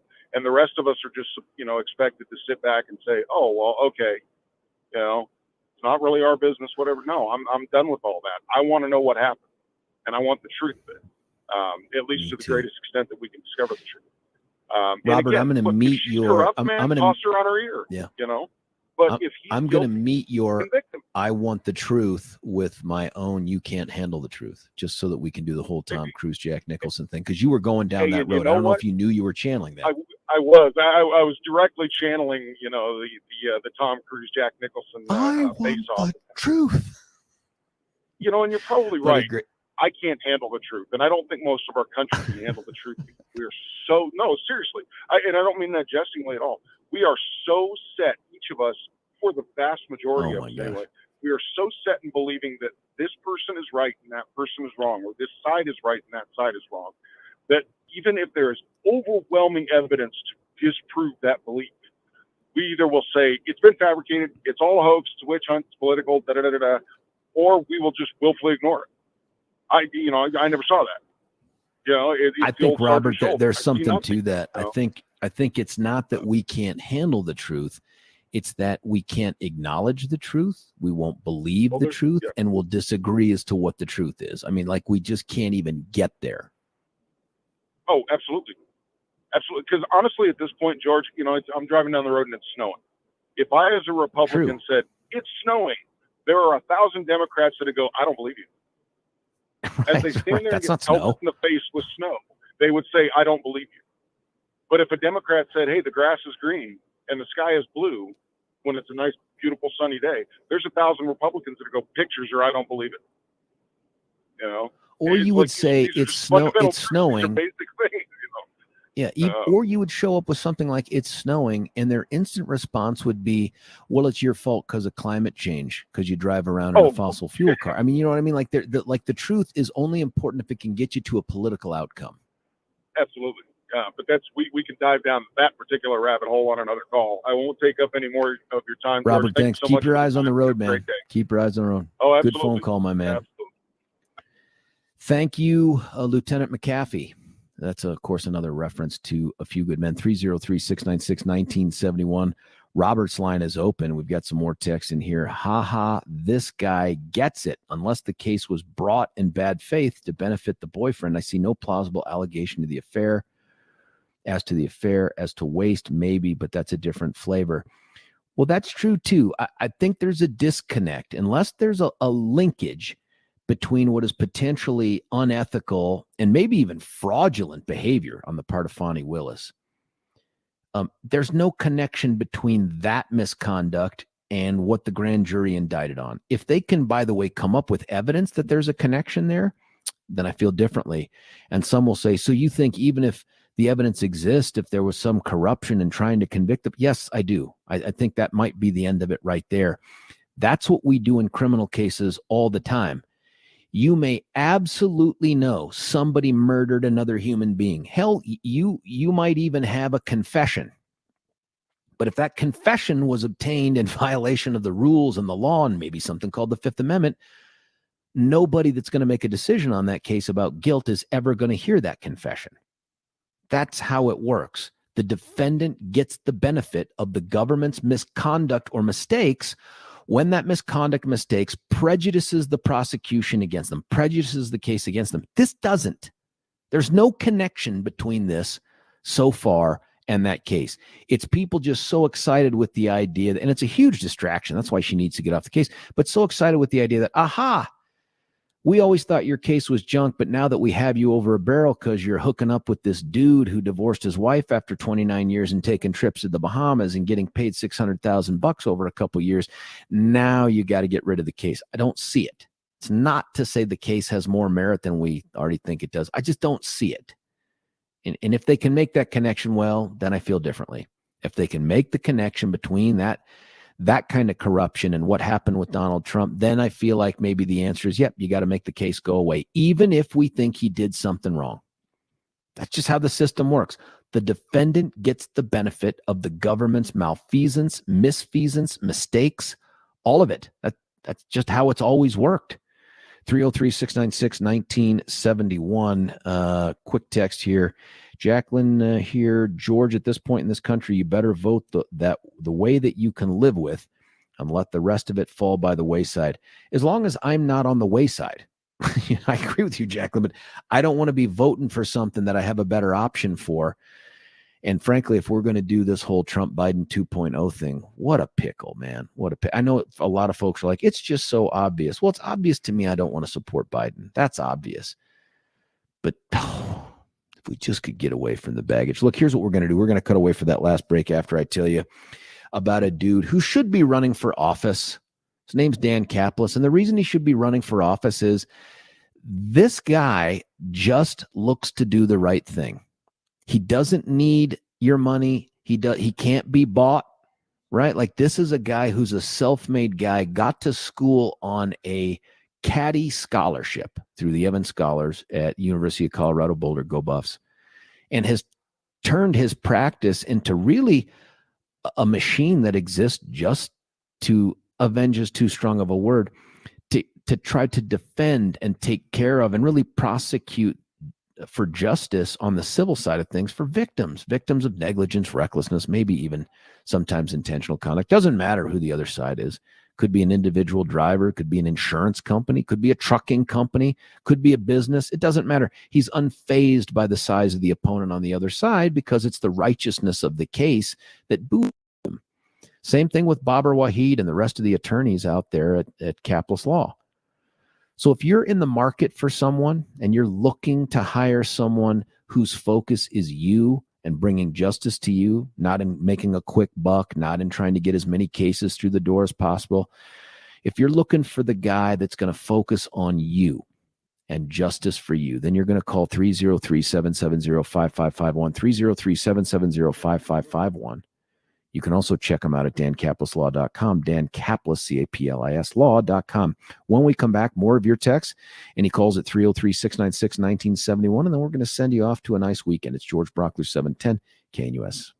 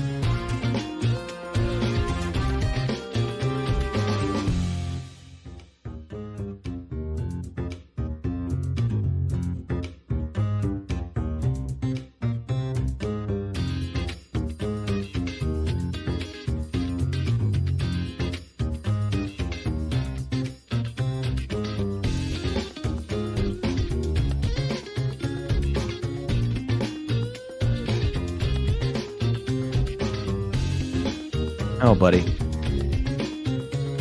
We have a caller on the line here at 710 KNUS. James, what's his name?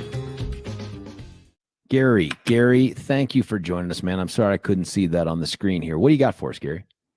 Real quick, thanks for getting me in. Of course. You know, the last two GOP candidates, it's going to be a foul debate as we hear bird brain go against turkey neck. Wait a minute. Which is which?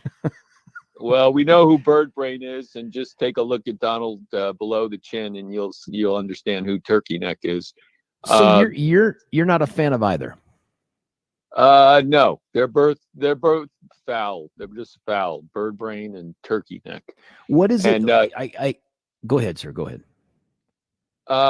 You know, the most recent, and I agree with you, Doug. Trump does things for Trump, and most recently, he's trying to scuttle the immigration bill so that he can take credit for it up until the election, and that is so self-centered and going in reverse. It's really sad.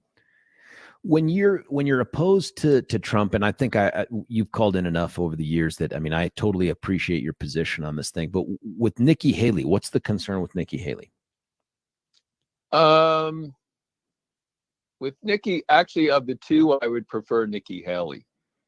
But you call her a bird brain. Like, what's the concern? What's the thing? Well, I was just that's what Trump calls her, bird brain. Oh.